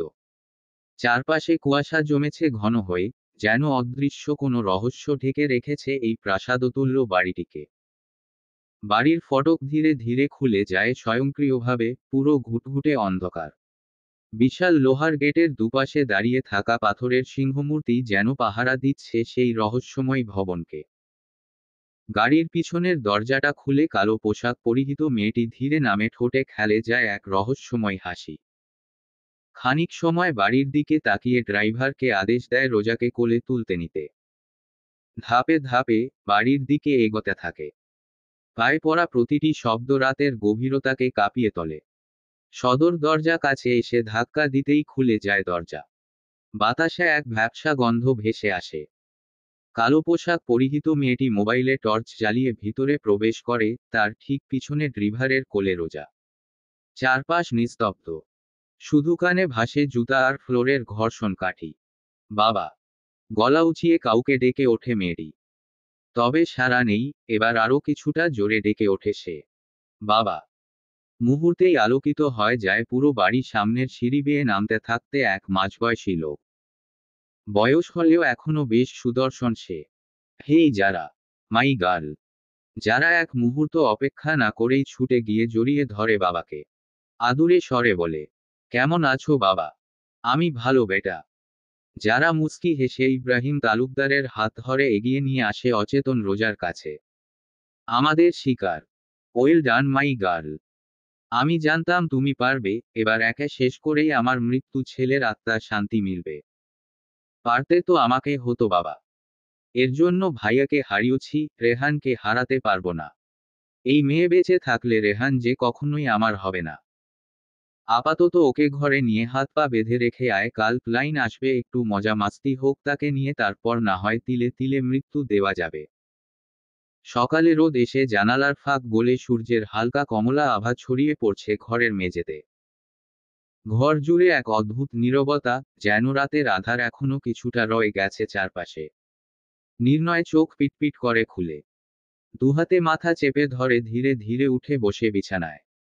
ঝিম ঝিম করছে মাথা, আশেপাশে নজর বুলিয়ে নিচ্ছে সে। হঠাৎ ওর চোখ পড়ে সোফার দিকে। সেখানে বসে আছে আয়ান, অপূর্ব আর রিয়ান। তিনজনের মুখে গভীর ক্লান্তির ছাপ, অথচ গলার নিচু গুঞ্জনে তারা কিছু একটা নিয়ে আলোচনা করছে। রিয়ানের চোখে রক্তিম রেখা, এইদিকে মুখটা কেমন ফ্যাকাশে লাগছে ছেলেটার। নির্ণয় ঘাড় কাত করে তাকায় বাম পাশে। ল্যাপটপ খুলে বসে আছে ত্রিধা। চোখের নিচে কালি, ঠোঁট কামড়ে ধরা, কিছু খুঁজছে, কি যেন বোঝার চেষ্টা করছে। পাশে বসে রিধিমা দুই হাতের আঙুল একটার পর একটা ঘষে চলেছে, তার মুখে স্পষ্ট চিন্তার ভাঁজ। মাঝে মাঝে ত্রিধার স্ক্রিনের দিকে তাকাচ্ছে, আবার কখনো একদৃষ্টে তাকিয়ে থাকছে জানালার বাইরে। হঠাৎ নীরবতা ভেঙে ত্রিধা বলে ওঠে, ডেটা ট্র্যাক করছি, লোকেশন মেলাতে পারছি না, মনে হচ্ছে সিগন্যাল ব্লক করা হয়েছে। দুহাতে মাথা চেপে রাতের সকল কথা মনে করছে নির্ণয়।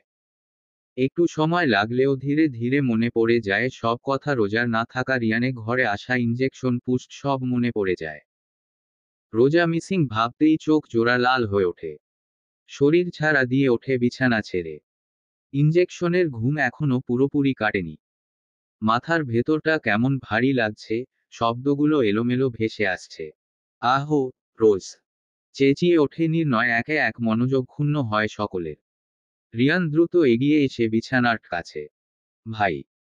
পরপর রিধিমা, আয়ান, অপূর্ব, রিয়ান সবাই একসাথে ছুটে আসে ওর কাছে।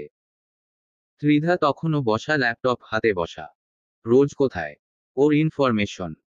শুষ্ক ঢোক গিলে আয়ান এদিক ওদিক তাকিয়ে অসহায় স্বরে বলে, ওকে কিডন্যাপ করা হয়েছে ভাই।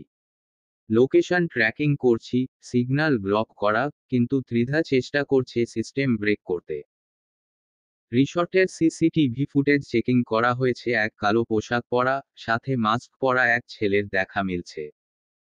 আমি অলরেডি রোজার ডিপার্টমেন্টে ইনফর্ম করছি, তারাও চেষ্টা করছে। নির্ণয় ধীরে ধীরে এগিয়ে এসে দাঁড়ায় ত্রিধা কাজে। লাস্ট লোকেশন কোথায়? হ্যান্সি, লাস্ট লোকেশন সিলেটের আশেপাশেই একটা কনস্ট্রাকশন এরিয়া। কথাটুকু বলেই ল্যাপটপ নির্ণয়ের দিকে এগিয়ে দেয় ত্রিধা। নির্ণয় বেশ বিচক্ষণ ভাবে পরোক্ষ করে সব। হঠাৎ মনে পড়ে যায়, রোজা হাতের রিংটায় ছোট এক ট্র্যাকার বসিয়েছিল নির্ণয়, যা পাজি মেয়ে কখন জানি নাই হয়ে যায়, এই ভেবেই তার এই পদক্ষেপ নেওয়া। নির্ণয় ধীরে ধীরে বেশ বিচক্ষণ ভাবে সিগন্যাল পিক করতে থাকে। সকলের চোখ দুটো কেমন রসগোল্লার মতো হতে থাকে সকলের। নির্ণয় স্ক্রিনে তাকিয়ে আছে নিখুঁত ফোকাস নিয়ে। Location map, signal jam graph, তার চোখ একটুও টলছে না। ঠোঁটের কোণে খেলে যায় একটা ঠান্ডা হাসি, খেলে যায়। ওহহ, ওয়েল ডান অ্যান্সি। নীরবতার মাঝেই চেঁচিয়ে ওঠে ত্রিধা, সকলে দৃষ্টি ল্যাপটপ থেকে সরে ত্রিধার উপর গিয়ে পড়ে। নির্ণয় ফোঁস করে নিঃশ্বাস ছাড়ে। লোকেশন দেখে বুঝার চেষ্টা করছে খিচুড়ি ঠিক কথায় পাকানো হয়েছে। হঠাৎ ভাইব্রেশন মুডে ফোন কাঁপার শব্দ কানে আসে, ঘরে উপস্থিত সকলে খুঁজতে থাকে কার ফোন বাজছে। নির্ণয় ল্যাপটপ ছেড়ে এগিয়ে যায় বেডের কাছে, বালিশের নিচ থেকে ফোন তুলে স্ক্রিনে চোখ পড়তেই নজরে আসে অপরিচিত নাম্বার। আগপাচ না ভেবেই ফোন রিসিভ করে লাউডে দেয় সে। হ্যালো, কে? এত জলদি ভুললে কিভাবে হবে, মিস্টার চৌধুরী? পুরনো হিসেবে তো এখনো বাকি। নির্ণয় চমকায় না, এইরকম একটা কলের অপেক্ষা সে করছিল। মনে মনে যা ভাবছিল তা সত্যি করতে এই কল আসার ভীষণ প্রয়োজন ছিল। রিয়ান সোফার কাছ থেকে এগিয়ে এসে দাঁড়ায় নির্ণয়ের ঠিক পাশাপাশি। নির্ণয় তখনও নিশ্চুপ। আপনাদের দু রাজার প্রাণভোমরা যে আমার হাতে, তাকে ফিরাতে হবে নিশ্চয়ই। তা কি বলেন, মেরে দেই? রিয়ান কিছু বলতে নিবে তার আগেই তার মুখ চেপে ধরে আয়ান। ওপর পাশের কল ডিসকানেক্ট হয়েছে। আয়ান ধীরে ধীরে হাত রাখে নির্ণয় কাঁধে। নির্ণয়কে বেশ চিন্তিত লাগছে। ছেলেটা কি ভয় পাচ্ছে? আয়ান কম্পিত কণ্ঠে বলে, প্লিজ ভাই, নিজেকে সামলা, না হলে রোজকে কিভাবে খুঁজবি? টেনশন নিস না, আল্লাহ সহায় থাকলে সব ভালো হবে। আয়ানে কথায় একটুও চমকায় না। নির্ণয় ঠোঁটে কোণে ফুটে ওঠে আবারও সেই চিরচেনা বাঁকা, যা নজর এড়ায় না করো। সে বিড়াল নয়, বাঘিনী। টেনশন তার জন্য নয়, বাকিদের জন্য হচ্ছে। নির্ণয় ধীরে ধীরে আয়ানের কাঁধ থেকে হাতটা সরিয়ে নেয়। চোখ নামিয়ে হাতের মুঠোয় ফোনের দিকে তাকিয়ে পকেটে ঢুকিয়ে নেয় তা। চল। নির্ণয়ের ঠান্ডা কণ্ঠ শীতল। আয়ান বেককলের মতো আবারও প্রশ্ন করে, কোথায় যাচ্ছিস? নির্ণয় একটু ঝুঁকে আয়ানের মুখে উপর বুক খুঁজতে, আর কিছু শিকারী শেয়ালের ক্ষুধা নিবারণ করতে। এক মুহূর্তের জন্য সময় নষ্ট করে না নির্ণয়। পা চালিয়ে বেরিয়ে পড়ে। আয়ান বাধ্য হয়ে পেছনে পেছনে হাঁটে। রিয়ান তখনও দাঁড়ানো রুমে অপূর্ব তাকিয়ে থাকে নির্ণয়ের যাওয়ার পানে। রিয়ান এগিয়ে এসে হাত রাখে অপূর্বের কাঁধে। তুই রিসর্টে থাকা, রিধি, ত্রিধা, ওদের প্রোটেকশন দেওয়ার দায়িত্ব তোকে দিয়ে গেলাম। কথাগুলো শেষ করেই নির্ণয় পিছু নেয় রিয়ান। রৌদ্রতাপ তখন ঠিক মাথার উপরে। গাড়ির দরজা খুলে ভেতরে ঢোকে নির্ণয়। ইঞ্জিন স্টার্ট দেওয়ার সময়ও তার চোখের পলক পড়ে না। একে একে গাড়িতে চড়ে বসে আয়ান, রিয়ান। গাড়ির ঘর ঘর শব্দ ভেদ করে নেমে আসে এক অদ্ভুত নীরবতা। এদিকে শক্ত হাতে স্টিয়ারিং ধরে রয় নির্ণয়। পাহাড়ি রাস্তার পথ ধরে এগিয়ে চলছে গাড়ি। গাড়ির সামনে যত দূর চোখ যায়, আঁকাবাঁকা পথের দুপাশে শুধু ঘন সবুজের দেয়াল। মাঝে মাঝে পাহাড়ের ঢালু থেকে নেমে আসা কুয়াশার ধারা যেন ধুলো আর রক্তের গন্ধে মিশে আছে। নির্ণয় স্টিয়ারিংয়ে হাত রেখে একদৃষ্টিতে সামনের রাস্তার দিকে তাকিয়ে। আয়ান পাশে বসে ট্যাবের স্ক্রিনে চোখ রেখে বলে, লোকেশন বলছে। রিয়ান বেশ চুপচাপ। হঠাৎ ট্যাবের স্ক্রিন ব্ল্যাকআউট হয়ে যায়। সিগন্যাল কেটে গেছে। আয়ান হতভম্ব হয়ে বলে, আহো, এইটা কি করে হলো? সিগন্যাল ব্লক হয়েছে। জোরে গাড়ির ব্রেক কষে নির্ণয়। রাগী ক্ষিপ্ত চোখে তাকায় আয়ানের দিকে, দ্রুত হাতে ট্যাব কেড়ে নিয়ে চোখ রাখে তাতে। সত্যি সিস্টেম ব্রেক করেছে। তবে এটা তো হবার কথা নয়। নির্ণয় দ্রুত নিজের চুল খামচে ধরে। ঘুটঘুটে অন্ধকার। নিঃশ্বাস ফেলাও যেন বোঝা হয়ে গেছে। চারপাশটা এমন একগা ছমছমে নিস্তব্ধতায় মোড়ানো, যেখানে বাতাস শব্দটাও কানে আসে না। সেই অন্ধকার ঘরের মেঝেতে হাত পা বাঁধা অবস্থায় পড়ে আছে রোজা। শরীরটায় ঘাম আর ধুলোর চটচটে অস্বস্তি, মেঝে থেকে ওঠা ঠান্ডায় যেন গায়ে কাটা দিচ্ছে তার। ধীরে ধীরে কাঁপছে চোখের পাতা। নিঃশ্বাস টেনে আনার লড়াইয়ে ক্লান্ত শরীরটা জড়সড় হয়ে আছে। হঠাৎ এক মুহূর্তে পিটপিট করে চোখ খুলে কোথাও এক চিলতে আলো নেই। ঠিক বুঝে ওঠা যাচ্ছে না এটা সকাল নাকি রাত। রোজা আশেপাশে তাকায়, এই ঘরে বুঝি জানালা বলে কিছু নেই। কিংবা জানালা থাকলেও বাইরেটাই অন্ধকারের গর্ভে ডুবে আছে। দেওয়াল ছুঁয়ে দেখতে চায় সেই, জানতে চায় কোথায় আছে, কিন্তু হাত পা শক্ত করে বাঁধা।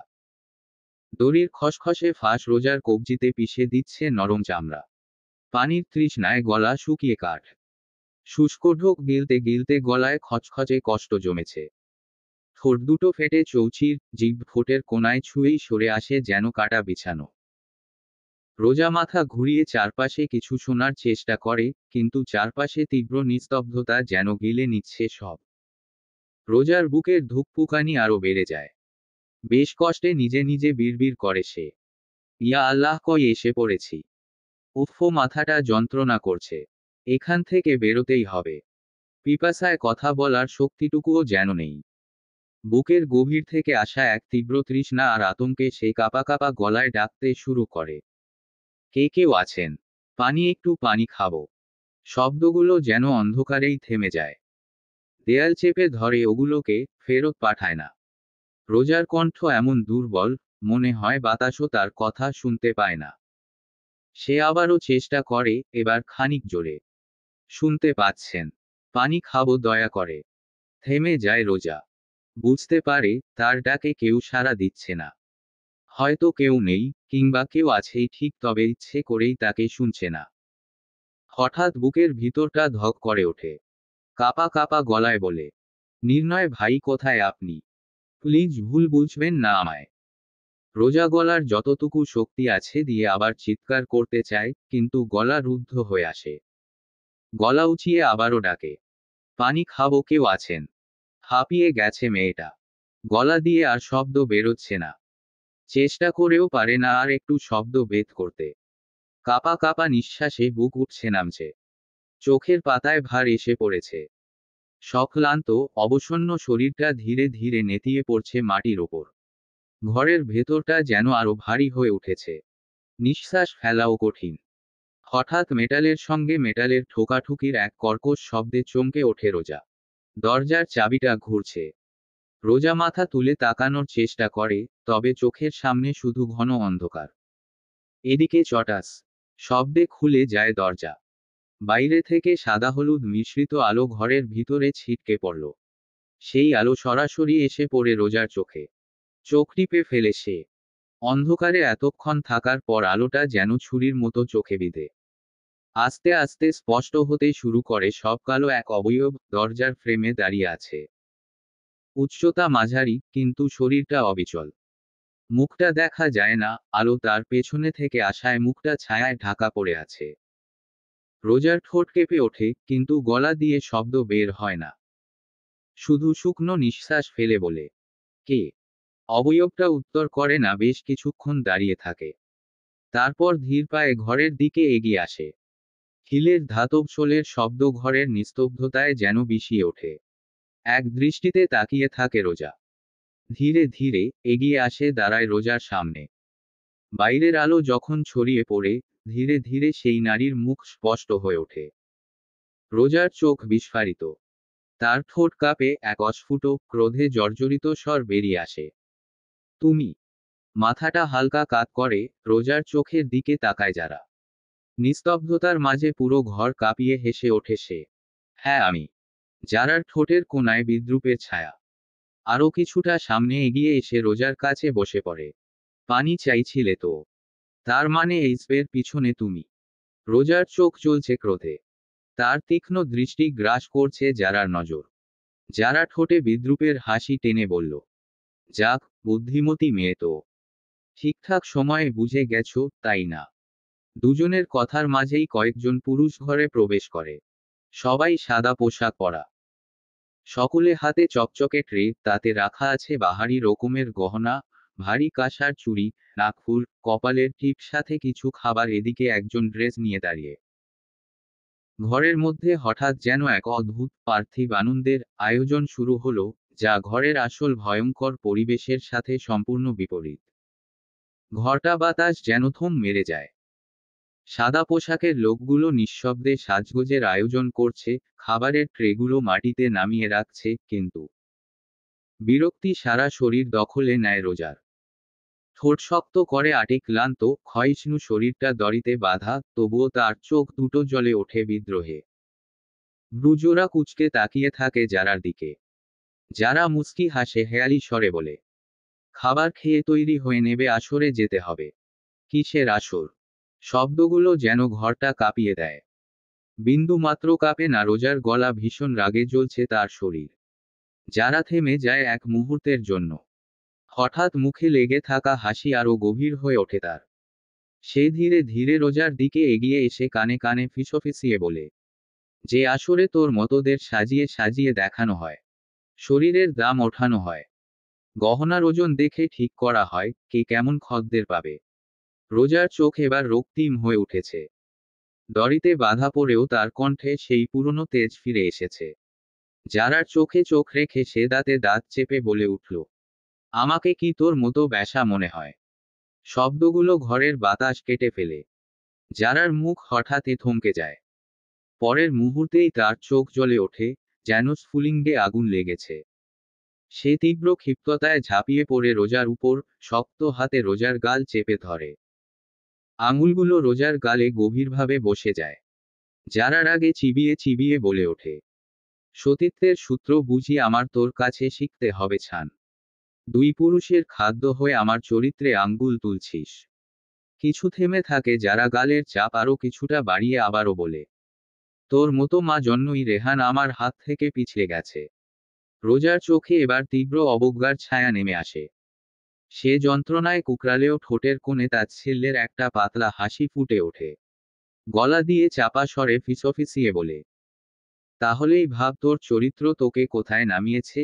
ভালোবাসার মানুষের সামনে নিজেকে চরিত্রবান নারী হিসেবে প্রেজেন্ট করতেও ভাগ্য লাগেছি। ঘৃণা হচ্ছে আমার, তোর মতো নষ্টা আমাকে ছুঁয়েছে। গা গুলিয়ে আসছে আমার। যারার হাতটা আরো শক্ত হয়, যেন রোজার চামড়া ছিঁড়ে ফেলবে। তার চোখে জ্বলে ওঠে হিংস্রতা, ঠোঁটে কাঁপতে থাকে গালি। ঘরজুড়ে ভারী নীরবতা নেমে আসে, যেন ঝড়ের ঠিক আগে সবকিছু স্তব্ধ হয়ে যায়। তাই নাকি সতীত্বের এত অহংকার? আজ তোকে আসরে ছাড়া হবে, দর তোলা হবে তোর, তারপর তোর ব্যক্তিত্ব হারাবি। যারা ধীরে ধীরে রোজার দিকে এগিয়ে এল। তার চোখে বিদ্রুপের ছায়া, ঠোঁটে বিষাক্ত হাসি।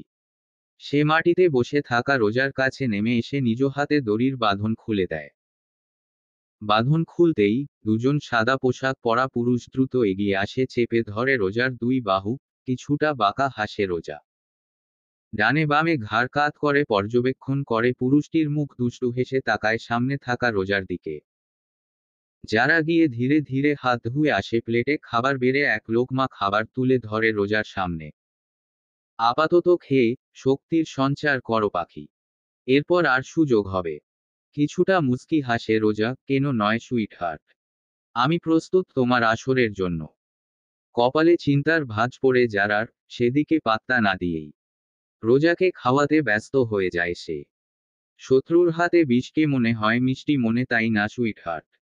সন্দিহান চোখে রোজার দিকে তাকায় যারা। টুক করে চোখ টিপে দিয়ে বেককল এক হাসি দিয়ে আবারও বলে, না মানে বলছিলাম খাবারগুলো ভীষণ সুস্বাদু। বিকেলের আলো পেরিয়ে সন্ধ্যার আগমনী ঘটে অন্দরমহলে। চারপাশটা আলো সজ্জিত হয়েছে, চারপাশে ঘিরে বসে রয়েছে বেশ নামিদামি লোকজন। ইব্রাহিম তালুকদার পাশেই এক আসনে বসে মদের বোতল হাতে বক বক করছে। ঠিক তার পাশেই হ্যাংলা পাতলা এক লোক বসা, পরনে স্যুট টাই, বয়স কতই বা হবে এই, খুব ৩০-৩২। ওয়াইনের গ্লাসে এক চুমুক দিয়ে ইব্রাহিম তালুকদারের উদ্দেশ্যে বলে, আজকের আসরের টুইস্ট কোথায় তালুকদার সাহেব?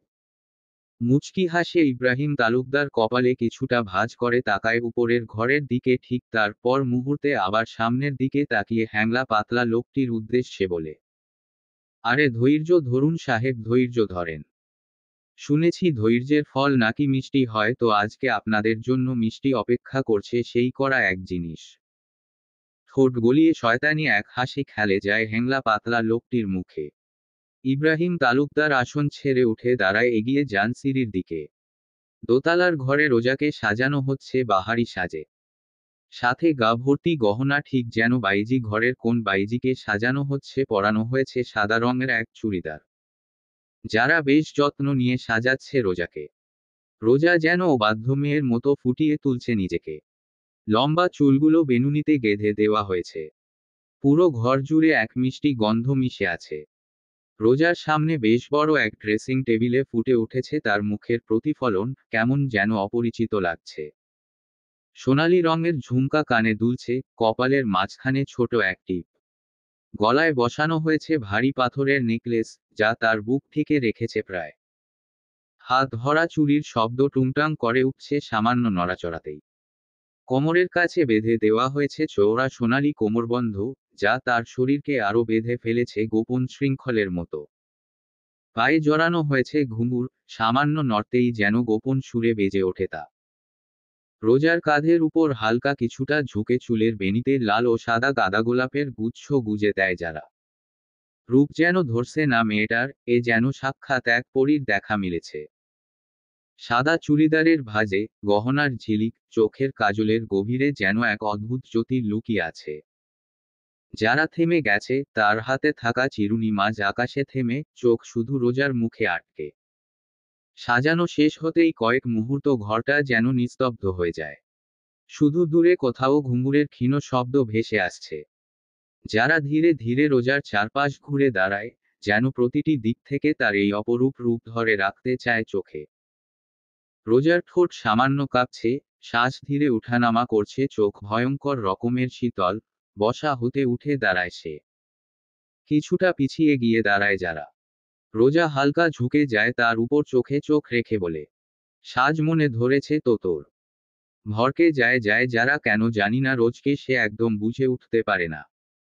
যারার বুকের ভেতর কেমন অদ্ভুত শিরশিরে অনুভূতি ছড়িয়ে পড়ে। দরজার টোকা পড়ছে, সকলের মনোযোগ ক্ষুণ্ণ হয়। যারা এগিয়ে গিয়ে দরজা খোলে। ইব্রাহিম তালুকদার এসেছে। বাবা তুমি। নেশা না চড়লেও কেমন দুলছে ইব্রাহিম তালুকদার। বেককল এক হাসি দিয়ে তাকায় যারা দিকে, ভাঙ্গা ভাঙ্গা গলায় বলে, হেই মাই গার্ল, রাতের অতিথিকে জলদি নিচে পাঠাও। নাক সিটকায় যারা, ইব্রাহিম তালুকদারের মুখ হতে ভেসে আসছে মদের গন্ধে। দূর হতে পুরো কাহিনী দেখছে কোন এক কারণে যারাকে তার ভীষণ মনে ধরছে। এখন আপাতত এই চিন্তা সে মাথা থেকে সরিয়ে নিজেকে বাঁচানো চিন্তায় মশগুল সে। তুমি যাও, আমি আসছি ওকে নিয়ে। যারার কথায় কুটিল হাসে ইব্রাহিম তালুকদার। কোনো প্রকার কথা না বলে যায় সে। নিচ হতে মিউজিকের শব্দ কানে আসছে, এদিকে রোজা গুনগুনিয়ে সুর মেলাচ্ছে সেই গানে।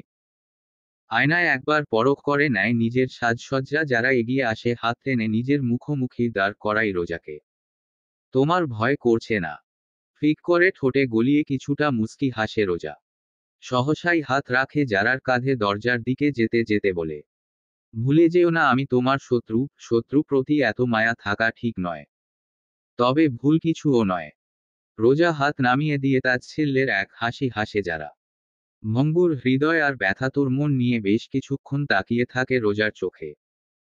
অজান্তেই কাপা কাপা গলায় বলতে থাকে, আজ যদি আমার ভালোবাসা তোমায় না চাইতো, তবে বিশ্বাস করো আমি তোমায় কখনোই এই নরপিশাচদের মাঝে ছেড়ে দিতাম না। আমি তাকে ভীষণ ভালোবাসি আর সে তোমাকে ভালোবাসে। মুচকি হেসে আরো কিছুটি কাছে এসে আবারও যারার কাঁধে হাত রাখে রোজা, বেশ শান্ত কণ্ঠে বলে বলে, চলো তবে। ছলো চোখে রোজার দিকে তাকিয়ে আবারও দৃষ্টি ঘুরিয়ে নেয়, বিনা বাক্য হাঁটা ধরে বাহিরের পানে। আসর যেন ধীরে ধীরে তুঙ্গে উঠেছে।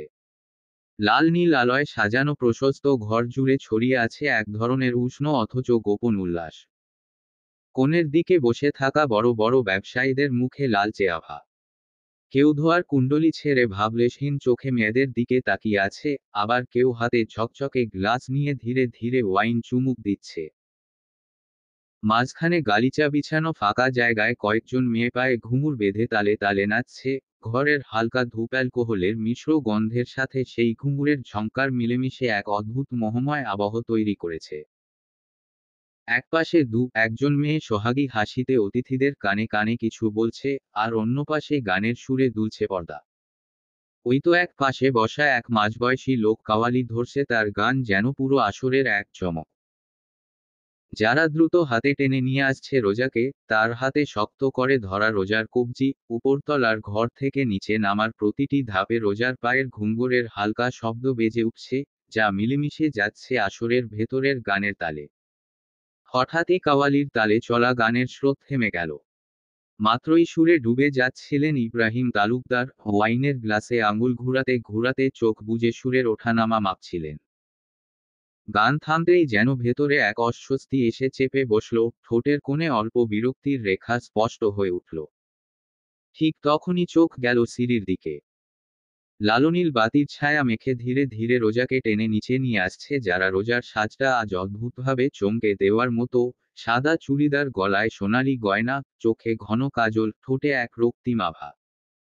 যেন আলো আর ছায়ার মাঝখানে দাঁড়িয়ে থাকা এক লাশময়ী নারী। ইব্রাহিমের চোখ কয়েক মুহূর্ত স্থির রইল তাদের ওপর। তারপর ঠোঁটের কোণে টেনে আনলেন কুটিল এক হাসি। ঘরে উপস্থিত কয়েকজন অতিথিও সেই দিকে তাকিয়ে আছে, কেউ চাপা ফিসফিস করছে, কেউ মাপছে রোজাকে তাদের চোখের দৃষ্টিতে। ইব্রাহিম তালুকদার ধীরে ধীরে গ্লাসটা ঠোঁটে তুললেন, চোখ কিন্তু সিঁড়ি ছেড়ে গেল না একবারের জন্য। আসরের গুঞ্জন যেন এক মুহূর্তে থমকে গেল। যারা রোজাকে এনে দাঁড় করাল ঘরের মাঝখানে। লালনীল আলয় রোজার মুখটা যেন এক অদ্ভুত আভায় ঝলসে উঠছে এদিকে। চারপাশের চোখগুলো ক্ষুধার্ত শিকারীর মতো তাকিয়ে আছে তার দিকে। ঢুলু ঢুলু পায়ে এগিয়ে এল ইব্রাহিম তালুকদার। হাতে এখনো অর্ধেক ভরা গ্লাস, ঠোঁটে মদে ভেজা হালকা হাসি। রোজার সামনে এসে দাঁড়াতেই ঘরের ভেতর যেন এক ধরনের নীরবতা নেমে এল। ইব্রাহিম ধীরে ধীরে হাত বাড়িয়ে রোজার লম্বা আঙুল বুলিয়ে ফিসফিসিয়ে বলে, এসেছো তবে। বাপের বয়সী এক লোকের মুখ থেকে এমন বাজে, কুরুচিপূর্ণ প্রশংসা শুনেও রোজার মুখে ভাঙন নেই। ঠোঁটে তার সেই চিরচেনা বাঁকা হাসি, সাথে তাচ্ছিল্যের সুতীক্ষ্ণ ধার। হঠাৎই রোজার ডান হাতের বাহু শক্ত করে চেপে ধরলেন ইব্রাহিম তালুকদার, নির্দয় এক ভঙ্গিতে রোজার শরীরটা কিছুটা ঘুরিয়ে দিলেন। পায়ের ভারসাম্য মুহূর্তেই নষ্ট হয়ে গেল, সে হোঁচট খেয়ে ধপ করে পড়ে গেল চকচকে ফ্লোরে। সে মাতাল কণ্ঠে হাত উঁচিয়ে, ঠোঁটে কুটিল তাচ্ছিল্য মেখে ইব্রাহিম তালুকদার বলে, নাচো, আজ এই আসরের প্রধান আকর্ষণ তুমি, তোমার রূপ। ঘরের এক কোণে কেউ মদের গ্লাস ঠোকাঠুকি করল, আর চারপাশে নীরব বিদ্রুপের ঢেউ বয়ে গেল। একটুও নড়চড় নেই রোজার, চোখ দুটো তীব্র শীতল। হঠাৎ করে আবার বেজে উঠল কাওয়ালি।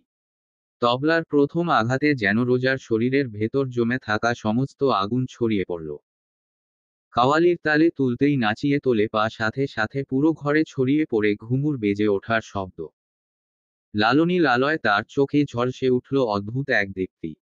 সুরের ওঠানামার সাথে সাথে সে ধীরে ধীরে উঠে দাঁড়ায়। একটু একটু একটু করে এগিয়ে আসে আসরের মাঝ বরাবর। ইব্রাহিম তালুকদার তখনও আসরের মাঝেই দাঁড়ানো। রোজা একেবারে ইব্রাহিম তালুকদারের সামনে।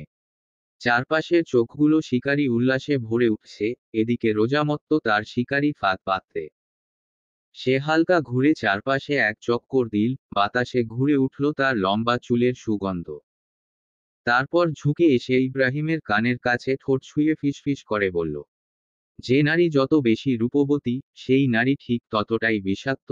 এক ছোবলে মৃত্যু নিশ্চিত, প্রস্তুতি নিন। ধীরে ধীরে তীব্র হতে থাকে কাওয়ালির সুর, রোজা হাত পা দুলিয়ে নৃত্য করতে থাকে। তালে তালে বেজে চলেছে ঘুমোর, অপর পাশে নেশায় ডুবে যাচ্ছে বড় বড় ব্যবসায়ীরা, স্যুট টাই থাকলেও নির্ঘাত এক একটা জানোয়ারের থেকেও কম কিছু নয়। ঘেন্না হচ্ছে রোজার, তবে নিজেকে বাঁচাতে শান্ত থাকতে হবে তাকে। থেমে যায় তবলার সুর, বৃদ্ধা চেঁচিয়ে ওঠে, প্রখর হতে থাকে কাওয়ালি। ধীরে ধীরে সুরের তালে আবারও মেতে ওঠে আসর। বৃদ্ধার কণ্ঠে যেন এক ধরনের কুমন্ত্রণা, সুরের ঢেউ গিয়ে লাগছে দেওয়ালে, ফের ফিরে আসছে মানুষের বুকের ভেতর। রোজা দ্বিতীয়বারের নাচের তাল তুলতেই ঘুঙুরের ঝংকার মিলল তবলার আঘাতে। তার চলন দৃঢ় অথচ মোহময়, প্রতিটি পদক্ষেপ যেন সুরের গায়ে আঙুল বুলিয়ে দিচ্ছে। একে একে ঘরের কোণ থেকে থেমে থাকা অন্য মেয়েরাও এগিয়ে এল, রোজার চারপাশে অর্ধচক্র তৈরি করে তালে তালে নাচতে শুরু করল। লালনী লালয় ঘূর্ণি খাওয়া চুড়িদার, ঝকমকে গয়নার ঝলক, আর নাচের সাথে তাল মিলিয়ে ভেসে আসা চাপা হাসির শব্দ মিশে গেল কাওয়ালির গানে। এদিকে ব্যবসায়ীরা মদের গ্লাস হাতে একে একে তলিয়ে যেতে লাগলো নেশার সমুদ্রে। কারো চোখ আধবন্ধ, কারো হাত গ্লাসে স্থির, ঠোঁটের কোণে মাতাল হাসি ঝুলে আছে। টেবিলের ওপর বরফ গলে পানি হয়ে পড়ছে, কেউ খেয়ালও করছে না।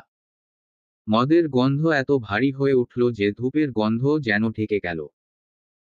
রোজার চোখ জোড়া ধীরে ধীরে লাল হতে থাকে, নিখুঁত চোখে পর্যবেক্ষণ করতে থাকে ঘরের প্রতিটি কোণা, তার পায়ের তাল, দেহের বাঁক, আর মুখের অভিব্যক্তি সবই যেন এক হিসাবি ছন্দে বাঁধা। চারপাশে মদের ধোঁয়া আর মাতাল উল্লাসে ঢেকে যাওয়া আসরে, সে নাচের ভিতর লুকিয়ে রাখছে এক অদৃশ্য বার্তা। লোকেশন আবারও ট্র্যাক করেছে নির্ণয়। জিপিএসের শেষ সিগন্যাল দেখিয়েছে এই রাজকীয় পুরনো দিনের গৌরবময় বাড়িটাকে। বেশ কিছুক্ষণ আগে থেকেই তার গাড়ি এসে থেমে আছে বাড়ির সামনে, তবে দরজা খোলেনি। ভিতরের আলোয়াধারির ফাঁক গুনে চারপাশে ছায়ার নড়াচড়া মাপছে। কিছু সময় বাদেই ধীরে ধীরে নিজেকে মুখোশের আড়ালে ঢেকে নেয় সে। কালো কাপড়ে মুখের অর্ধেক ঢাকা, চোখে কেবল এক স্থির শিকারী দৃষ্টি। এদিকে রেহানও এসে পৌঁছেছে, তবে কিন্তু কিছুটা পরে। আজ তাদের জনেরই গন্তব্য একই, তবু তারা একসাথে নয়। একে অপরের উপস্থিতি নিয়েও যেন বেশ বিরক্ত। অপরদিকে ইব্রাহিম তালুকদার আজ নিজেকে সঁপে দিয়েছে এক মত্ত ধ্বংসের খেলায়। যে খেলায় বহু বছর আগে হারিয়েছিল পাঁচজনের প্রাণ। আজ আর দুই পুরুষের মধ্যে প্রকাশ্য ঝগড়া নেই, কিন্তু শত্রুতা কি কোনোদিন আসলেই শেষ হয়? নির্ণয় ধীর পায়ে নেমে দাঁড়ায় গাড়ি হতে, অন্ধকারের মধ্যে নিজেকে মিলিয়ে নেয়। রেহানও তার কয়েক মুহূর্ত পরেই বের হলো গাড়ির ভেতর থেকে। তার গাড়ির হলুদ আলোতে দুজনেই ঠিক মুখোমুখি, যেন পাশাপাশি দাঁড়ানো বাঘ আর সিংহ, জনেরই চোখে একই তীক্ষ্ণ দৃষ্টি, শিকারী স্থিরতা। তবে যতই হোক, রাজত্ব কিন্তু সিংহের। ক্ষমতার ওজন, গর্জনের প্রতিধ্বনি, সব তার দিকেই ঝুঁকে থাকে। এক মেয়ের জন্যই পাগল হয়ে গেছে এই দুই প্রাণ। রক্তে, অহংকারে, আর দখলদারিতে জড়িয়ে গেছে তাদের জীবন। ভালোবাসা, সে শব্দ এখানে তুচ্ছ, কারণ যেটুকু আছে তার ভেতরে নেই কোমলতা। আছে কেবল অধিকার আর দখলের যুদ্ধ। দুজনের কারোই নেই কোনো কমতি, একজন বন্য আগুনের মতো, অন্যজন বরফঢাকা বিষের মতো। রিয়ান কিছুটা এগিয়ে এসে হাত রাখল নির্ণয়ের কাঁধে। চোখে ঠান্ডা কৌতূহল, সামনে দাঁড়ানো রেহানকে সে কিছুক্ষণ নীরবে মেপে নিল। কোনো কিছুই যেন রেহানের চোখের আড়াল হয় না। সে এক পা এগিয়ে এসে গাড়ির ধারে হেলান দেয়। ফোঁস করে এক নিঃশ্বাস ছাড়ে নির্ণয়। রাগে গোজগোজ করছে সে। বাঁকা হাসে রেহান কিছুটা নাটকীয় ভঙ্গিতে বলে, গন্তব্য যখন এক, শিকারও যখন একজন, নিশানা তো একটাই, তবে কি আমাদের এক হয়ে কাজ করাটাই শ্রেয় নয়? রেহানের দিকে তেড়ে যেতে নেই নির্ণয়, এ প্রস্তাব যেন একদম মেনে নিতে পারছে না সে। তবে মাঝপথে বাধা হয় রিয়ানের হাত। ভাই, কি করছো? নির্ণয়ের বুক ওঠানামা করছে দ্রুত শ্বাসে। চোখ এখনো রেহানের দিকে স্থির। মাথা ঠান্ডা করো। ও ঠিক কথাই বলেছে। ভিতরের রোজ কি অবস্থায় আছে, আমাদের কারো জানা নেই। বাঁকা হাসি খেলল রেহানের ঠোঁটে। গলায় হালকা কর্কশতা মিশিয়ে সে বলল, বোঝাও শালাবাবু, বোঝাও, ভেতরে কিন্তু আমার জান পাখি রয়েছে। তার বিন্দু পরিমাণ ক্ষতি চাই না আমি। বুঝাও তোমার ভাইকে। তার চোখে এক অদ্ভুত শীতল দৃষ্টি, যেন কথার আড়ালে ছুরি লুকানো। চারপাশের বাতাস ভারী হয়ে এলো, রিয়ানের বুকের ভেতর কেমন ঠান্ডা কাঁপুনি নামতে লাগলো। হঠাৎ কালো কাপড়ে মোড়া এক অচেনা অবয়ব দেখা মিলে বাড়ির প্রবেশদ্বারের কাছে। সেই দিকে তাকিয়েই নির্ণয় থমকে যায়। তার দৃষ্টি মুহূর্তেই কঠিন হয়ে ওঠে, ঠোঁটের কোণে সতর্কতার ছাপ। ইশারায় সে রিয়ানকে দরজার দিকে তাকাতে বলে। রিয়ানও থেমে যায়, শরীরের সব পেশি টান টান হয়ে ওঠে। মুহূর্তে রিয়ান রেহানের চোখের ভাষায় যোগাযোগ হয়ে যায়, নীরব, তীক্ষ্ণ, প্রস্তুত। পারি, যেন বোঝা না যায় ওই কালো কাপড়ের মানুষটা শত্রু নাকি দূত। কান্না করে লাল হয়ে গিয়েছে মেয়েটা। রেহান রাগী চোখে তাকায় ইমনের দিকে, চোখ যেন আগুন ঝরছে। রোজা যে জায়গায় পড়েছিল ঠিক তার পাশেই বেশ বড় এক পাথর কাপা কাপা হাতে তুলে নেয় সে।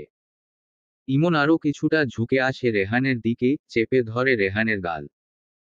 এই শালা, এই বুলবুলি তো নির্ণয় চৌধুরীর, তুমি মাতারি এত লাফাও কেন? এখন থেকে সুযোগ নিবার চাও নাকি? সে চাইবার পারো, তবে আমরা ভাগ নেই। তেতে ওঠে রেহান দাঁতে দাঁত চেপে বলে, রোজ এখনো একটা ফুল তুই কিনা নোংরামি ভাবছিস? কথা শেষ করেই হাতে নেওয়া পাথর দিয়ে আঘাত করে ঠিক ইমনের নাক বরাবর। মুহূর্তেই যেন নাক হতে গল গল করে বেরিয়ে এলো লাল তরল। মুহূর্তেই ইমনের সকল বন্ধু এসে আগলে নেয় ইমনকে।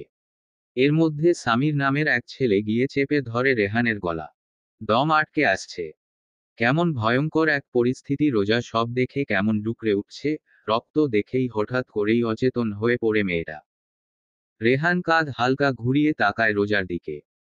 নিজেকে বেশ শান্ত করে, শক্ত হাতে আবারও তুলে নেয় একটা পাথর, বেশ জোরেই তা মাথায় মারে সামিরের। এক মুহূর্তে মাটিতে নেতিয়ে পড়ে ছেলেটা মাথা হতে রক্ত ঝরতে শুরু করে। বাকিরা বেশ ভয় পেয়ে যায়। ইমন নিজের কথা ভুলে এগিয়ে আসে সামিরের কাছে। অনবরত রক্ত পড়ছে, কিছু সময়ের মধ্যেই জ্ঞান হারায় সামির। চারপাশে এক নিস্তব্ধতা, রোজার অবস্থা খারাপ। রেহান হাত বাড়িয়ে কোলে তুলতে চায় রোজাকে, আবারও বাধা আটকে দেয় ইমন। তবে ইতোমধ্যে সেখানে আগমন ঘটেছে নির্ণয়ের। কাহিনী ভীষণ দ্রুত হয়। পুরো বাড়ি খুঁজেও যখন রোজার দেখা মেলেনি, বাগানের সেই পথ ধরে এদিকে এগিয়ে আসছিল সে। রোজা অবচেতন, কপালের কোণে শুকনো রক্ত। এদিকে রোহানকে আটকে রেখেছে ইমন। মুহূর্তেই যেন হিংস্র বাঘের ন্যায় গর্জে ওঠে নির্ণয়। তার প্রথম আক্রমণ গিয়ে পড়ে ইমনের উপর। বাকি দুজন ভয় পালিয়েছে অনেক আগেই। প্রায় বেশ কিছু সময় বেধড়ক মারে সে ইমনকে। আশেপাশের কোনো খেয়াল নেই তার। রেহান বারবার সরিয়ে আনতে গিয়েও ব্যর্থতা। লাস্টে ইমনের নিঃশ্বাস যখন ফুরিয়ে এলো, ততক্ষণে শান্ত হয় নির্ণয়। রোজার কথা মাথায় আসতে এগিয়ে এসে বসে রোজার পাশে। কোলে তোলে নেয় ছোট নাদুস নুদুস শরীরটা। রেহান ধরতে যায়, তবে নির্ণয় তেজি দৃষ্টি যেন মাঝ পথেই থামিয়ে দেয় তাকে। নির্কুঞ্জে ফিরে আসতেই রোজাকে নেওয়া হয় হাসপাতালে। অতিরিক্ত ভয় আর ব্লাড ফোবিয়াতে মেয়েটা ভুগেছে বেশ কিছু মাস। খুনের খবর ছড়িয়ে পড়ে প্রতিটি নিউজ চ্যানেলে। মুহূর্তেই ঝড় বয়ে যায় পুরো চৌধুরী পরিবারের। রোজার অসুস্থতা, সাথে খুনের আসামি কিনা বাড়ির বড় ছেলে ভেঙ্গে পড়েন রেজওয়ান চৌধুরী। সিদ্ধান্ত নেওয়া হয় দুজনের পাঠানো হবে দেশের বাহিরে। তাদের উজ্জ্বল ভবিষ্যতের কথা ভেবেই সেদিন দেশ ছাড়া করা হয়েছিল দুজনকে। তবে প্রমাণ লুপাটে পরবর্তীতে বাকি দুজনকেও। বাকি তিনজনকেও শান্তির ঘুম উপহার দিয়েছিল দুজনে। দোতলার ঘর হতে কিছুর পড়ার শব্দে অতীতের ধ্যান হতে বেরিয়ে আসে সকলে। পরিস্থিতি বেগতিক। সকলের ধ্যানের মাঝেই উধাও হয়েছে এক ব্যক্তি। প্রেমের দেখা নেই, ব্যাপারটা খেয়াল হতেই চেঁচিয়ে ওঠে অপূর্ব। ওই শালা অফিসার কোথায়? সকলে সচেতন হয়ে যায়। হঠাৎ কতগুলো কালো পোশাক পরিহিত লোক প্রবেশ করে অন্দরমহলে। ত্রিধা, রিধিমা তখনও ছটফট করছে ছুটার জন্য। দোতলার ঘর হতে ভেসে আসে গুলির শব্দ। অপূর্ব ছুটে যেতে নেয় সিঁড়ির দিকে। হঠাৎ পুরো ঘর কাঁপিয়ে হেসে ওঠে নির্ণয়। মুহূর্তে সকলকে আকর্ষিত করে তার সেই হাসি। ভড়কে যায় ইব্রাহিম তালুকদার। কি হচ্ছে বুঝে উঠতে পারছে না সে। রেহান তখনও গলায় ছুরি ধরে রয়েছে যারার। মেয়ের চোখে এক নমনীয়তা, তবুও যেন তা পুরুষের হৃদয় গলাতে ব্যর্থ। অপূর্ব সিঁড়ি দিয়ে উপরে ওঠার আগেই রিভলভার হাতে এগিয়ে আসে রোজা। ধীরে ধীরে নেমে আসে সিঁড়ি দিয়ে। অপূর্বের পা থমকে গিয়েছে। প্রেম এগিয়ে এসে রিভলভার ঠেকায় অপূর্বের মাথায়। তবে তার আগেই কালো পোশাক পরিহিত গার্ডরা গুলি তাক করে ত্রিধা আর রিধিমার। থমেরে রয়েছে পুরো পরিবেশে। নীরবতার ভাটা পড়ে যারার বলা একটা কথায়, ওদের ছেড়ে দাও বাবা। ক্ষেপে যান ইব্রাহিম তালুকদার। রাগী চোখে তাকায় যারার দিকে। সবার মনোযোগ যখন যারার দিকে। বেশ কয়েকটি পুলিশ এসে ঘিরে নেয় পুরো অন্দরমহল। রোজা সিঁড়ি দিয়ে নেমে এসে গা এলিয়ে দেয় সোফায়। পরিবেশ ঠান্ডা। আমায় কেন ভালোবাসলে না রেহান? যারার গলায় ধরা ছুরিটা আরো কিছু চেপে ধরে রেহান। ধারালো বস্তু গলায় ঢুকে ফিকনি দিয়ে রক্ত বেরিয়ে আসছে তার। রেহান রাগী কণ্ঠ বলে, বেঈমান শালী, বলেছিলাম আমার রোজের থেকে তোর শকুনি নজর দূরে রাখতে, শুনিসনি? উচ্চ স্বরে হেসে উঠে যারা। কষ্টের তরি ভীষণ গভীর, মনের মাঝে কষ্টগুলো জলে পুড়ে খা খা করছে। পরজনম যদি সত্যি হয় তবে সে জন্মে আমি আবারও তোমায় চাইব। বিধাতার সাথে চুক্তিতে নামব, তোমাকে যেন আমার করেই দুনিয়াতে পাঠায়। তাচ্ছিল্যের হাসে রেহান কণ্ঠ খাদে নামিয়ে তাকায় রোজার দিকে। হাতে থাকা পিস্তলের নল মাথায় ঘষছে মেয়েটা। রেহান ঘোর লাগা দৃষ্টিতে তাকায় তার দিকে। যারা বুকের ভিতর ঝড় উঠেছে। তবে সেই ঝড় আরও কিছুটা বাড়িয়ে দিতে রেহান বলে, শুধু পরের জন্ম না, আগামী 7 জন্মেও আমি আমার রোজকেই চাইব। না পাওয়ায় তৃষ্ণায় আবারও মৃত্যু হবে তোমার। মলিন হাসে যারা। আর কি পাওয়ার আছে তার দুনিয়ার থেকে? রেহানের আলগা হওয়া হাত শক্ত হাতে চেপে ধরে নিজের গলায় নিজেই ছুরি চালিয়ে দেয়। কেঁপে ওঠে পুরো অন্দরমহল। চেঁচিয়ে ওঠেন ইব্রাহিম তালুকদার। এমনটা তো সে চায়নি, নিজের না হোক তাকে বাবা তো ডাকে। মাটিতে লুটিয়ে পড়ে যারা গলা ছিঁড়া মুরগির মতো ফাল পারে কিছু সময় সে। ইব্রাহিম তালুকদার উঠে চায় মেয়েকে। তবে পুলিশ ইতোমধ্যে বেঁধে নিয়েছে ইব্রাহিম সহ বাকি লোকদের। রেহান নড়ে না, একবারে তাকায় না যারার দিকে। সকলেই একদৃষ্টে তাকিয়ে আছে যারার পানে। রিয়ানের চোখ হতে পানি পড়ে। ভালোবাসা কি ভয়ঙ্কর! শেষ এক ফোঁটা চোখের পানি উপচে পড়ে যারার চোখ থেকে। এত সময়ের এই ভয়াবহ কাহিনীতেও দুজন পুরুষ নিষ্ফল চাহনিতে তার প্রেয়সীকে দেখছে। রোজাও বেশ শান্ত, এটা যেন হবার ছিল। প্রেম এগিয়ে আসে, হাতে গ্লাভস পরে খুঁটিয়ে দেখে লাশ। চোখ দিয়ে ইশারা করতেই সে বাহিরে চলে যায়। প্রেম এগিয়ে যায় ইব্রাহিম তালুকদারের দিকে, হাত রাখে তার কাঁধে ফিসফিসিয়ে বলে, সে বাঘিনী, চিনতে ভুল করেছ। বাকিটা না হয় জেলে চিনবে বলেই পুলিশদের ইশারা করে প্রেম ইব্রাহিম সহ বাকি লোকদের নিতে। রাতের শহর নিস্তব্ধ। মাঝ রাতের কাছাকাছি আজ আর দুই পুরুষের মাঝে ঝগড়া নেই। শান্ত সময় ঢাকায় ফিরেছে সকলে। মোড়ের রাস্তার বাঁক নিয়েই চলছে গাড়ি। পিছনের সিটে রিধিমার কোলে মাথা রেখে ঘুমাচ্ছে রোজার। আয়ান ঠিক রিধিমা পাশাপাশি বসা, কারো মুখে নেই কোনো কথা। দুজনেই নিশ্চুপ। নিস্তব্ধ হয়েই চলছে সব। হঠাৎ কিছুটা দূরে গিয়ে রাস্তায় বিট পড়েই নড়ে ওঠে গাড়ি। রিধিমা পড়তে নিলেই ধরে ফেলে আয়ান, তবে এদিকে গাড়িতেই ধপ করে পড়ে যায় রোজা। আহ আম্মা, মরে গেলাম গো! দ্রুত গাড়ির ব্রেক কষে নির্ণয়। ঘুম পালিয়েছে, কোমর চেপে ধরে আছে সে। রেহান পিছন ঘুরে তাকিয়ে দেখে রোজাকে। রিধিমা দ্রুত টেনে তুলে রোজাকে। গাড়ি আবার চলতে শুরু করে। রোজা দাঁত কটমট করে 100 গালি ছুড়ে দেয় নির্ণয়কে। কাহিনী নির্ণয়ের অজানা নয়। গলির পথ পেরিয়ে গাড়ি এসে থামে নির্কুঞ্জে। সকলে এক এক করে গাড়ি হতে নেমে দাঁড়ায় সদর দরজার কাছে। ফজরের আজান পড়েছে। রত্না চৌধুরী নামাজ পড়তেই উঠেছিলেন। ঘুম ঘুম ভাব চোখে হাই তুলছেন অনবরত। দরজার কড়া পড়ছে। এত সকলে কে এসেছে এই ভেবেই এগিয়ে যায় দরজার কাছে। দরজার খুলতে এক এক করে ভিতরে প্রবেশ করে সবাই। রত্না চৌধুরী কিছু বলতে নিবে তার আগেই থামিয়ে দেয় রিয়ান। এখন না আম্মু, পরে কথা হবে। সকলে ভীষণ ক্লান্ত। রত্না চৌধুরী কালো করে নেয় মুখ, কিছুই বলে না তিনি। সকলে যেতেই দরজা পেরিয়ে তিনিও চলে যান নিজের কাজে। বেলা 11টা। বসার ঘরে ভিড় জমেছে সকলে। সকলেই বেশ চিন্তিত। আজ যে বাড়ির বড় ছেলের তলব পড়েছে এই নিয়েই সকলে বেশ ভাবনায় রয়েছে। ভীষণ শোরগোল, তবে নবাবের আসার নাম নেই। খাবার টেবিলে জানিয়ে দিয়েছে আয়ান আজ নাকি নির্ণয় তলব আছে। তবে কখন আসবে সে? রোজা বসে বসে চিপস খাচ্ছে। টিভিতে আই লাভ ইউ ছবি চলছে। দেব শুকনো মরিচের গুঁড়া দিয়ে ভাত খাচ্ছে। রোজা বেশ মনোযোগ দিয়ে তার খাওয়া দেখছে।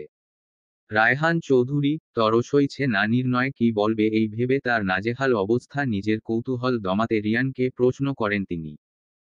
তা নির্ণয় দাদুভাই কি বলবে? ও কি তোমার জানা? রিয়ান দাদুভাই।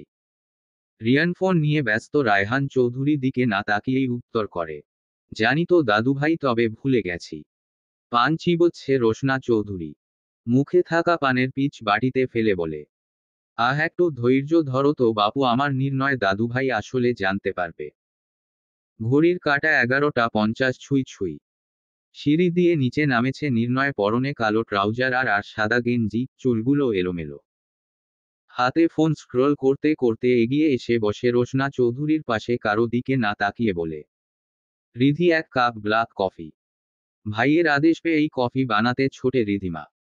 নির্ণয় ফোন ঘাটছে, সকলকে বসিয়ে রেখেছে সেদিকে, যেন তার কোনো খেয়াল নেই।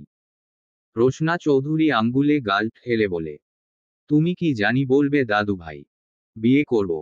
মাত্রই চায়ে চুমুক দিয়েছিলেন রাহাত চৌধুরী। রেজওয়ান চৌধুরী আর নাজমা চৌধুরী বাসায় নেই। কোন দরকারি কাজে যেন বেরিয়েছে। চা যে তালুতে উঠে গিয়েছে। রায়হান চৌধুরী একবার ছেলে দিকে তাকিয়ে আবারও প্রশ্ন করে, কি করবে? বিয়ে করব, আমার বউ দরকার। রিয়ান বিয়ে করতে চায়, রিধিমার বয়স হয়েছে, আমাদের বিয়ে দিতে হবে। নির্ণয় কথায় কাশি উঠে যায় রিয়ানে। আয়ান বেচারা বেশ শক খেয়েছে। রাহাত চৌধুরীর ভনিতা ছাড়া বলে, তোমাদের বিয়ে করবে এমন পাত্র পাত্রী তল্লাটে কেউ নেই। হেসে ওঠে নির্ণয়, কেউ না থাকলে আপনার মেয়ে তো আছেই চাচ্ছু। ভরকে যায় রাহাত চৌধুরী, এই ছেলে যে ঠোঁট কাটা তা আর অজানা নয়। ইতোমধ্যে রিধিমা কফি নিয়ে এসে নির্ণয়ের হাত দেয়। রোশনা চৌধুরী সেদিকে একবার তাকিয়ে বলে, কবে বিয়ে করতে চাও? আজ রাতেই। নাক কুঁচকে নেয় রায়হান চৌধুরী দাম্ভিক গলায় বলে, চৌধুরী বাড়ির বিয়ে বলে কথা, এত দ্রুত কিভাবে সম্ভব? আয়োজনের একটা ব্যাপার তো আছে। দরকার নেই বিয়ে আজ হবে। কিন্তু আয়ান দাদুভাইয়ে যদি এই বাড়ির মেয়েকে বিয়েতে আপত্তি থাকে? রিয়ান তাকায় আয়ানে চোখে, বেশকরা গলায় বলে, শিকদার বাড়ির ছেলের নিশ্চয়ই কোনো আপত্তি নেই চৌধুরী বাড়ির মেয়েকে বিয়ে করতে। আয়ান ডানে বামে মাথা ঝাঁকায়, তার আসক্তি নেই, তবে এর মাঝেই বাম হাত দেয় রিধিমা বেশ করা গলায় বলে, শিকদার বাড়ির ছেলের না থাকতে পারে, আমার আছে। আমি বিয়ে করব না তাকে। শুধু তাকে কেন, কোনো ছেলেকেই না। কথাগুলো শেষ করে ছুটে সিঁড়ির দিকে চলে যায় রিধিমা। আয়ান ধ্যানে পড়েছে, তবে ত্রিধার খোঁচা খেতে সে ধ্যান ভেঙে যায় তার। দ্রুত উঠে বলে, আমি একটু আসছি। রিধিমা ছুটে একদম ছাদের কিনারায় এসে দাঁড়ায়। আবহাওয়াটা আজ ভীষণ ঠান্ডা। দক্ষিণের ফিনফিনে বাতাস এসে গায়ে লাগছে। সাথে চোখের কোণা হতে টুপ করে পড়া ফোঁটা ফোঁটা পানি পড়ছে। গাছের সবুজ পাতার দিকে তাকিয়ে গান ধরে রিধিমা। চাঁদনি পশরে কে আমায় স্মরণ করে। কে আইসা দাঁড়াইছে গো আমার দুয়ারে। তাহারে চিনি না আমি, সে আমারে চিনে। চাঁদনি পশরে কে আমায় স্মরণ করে।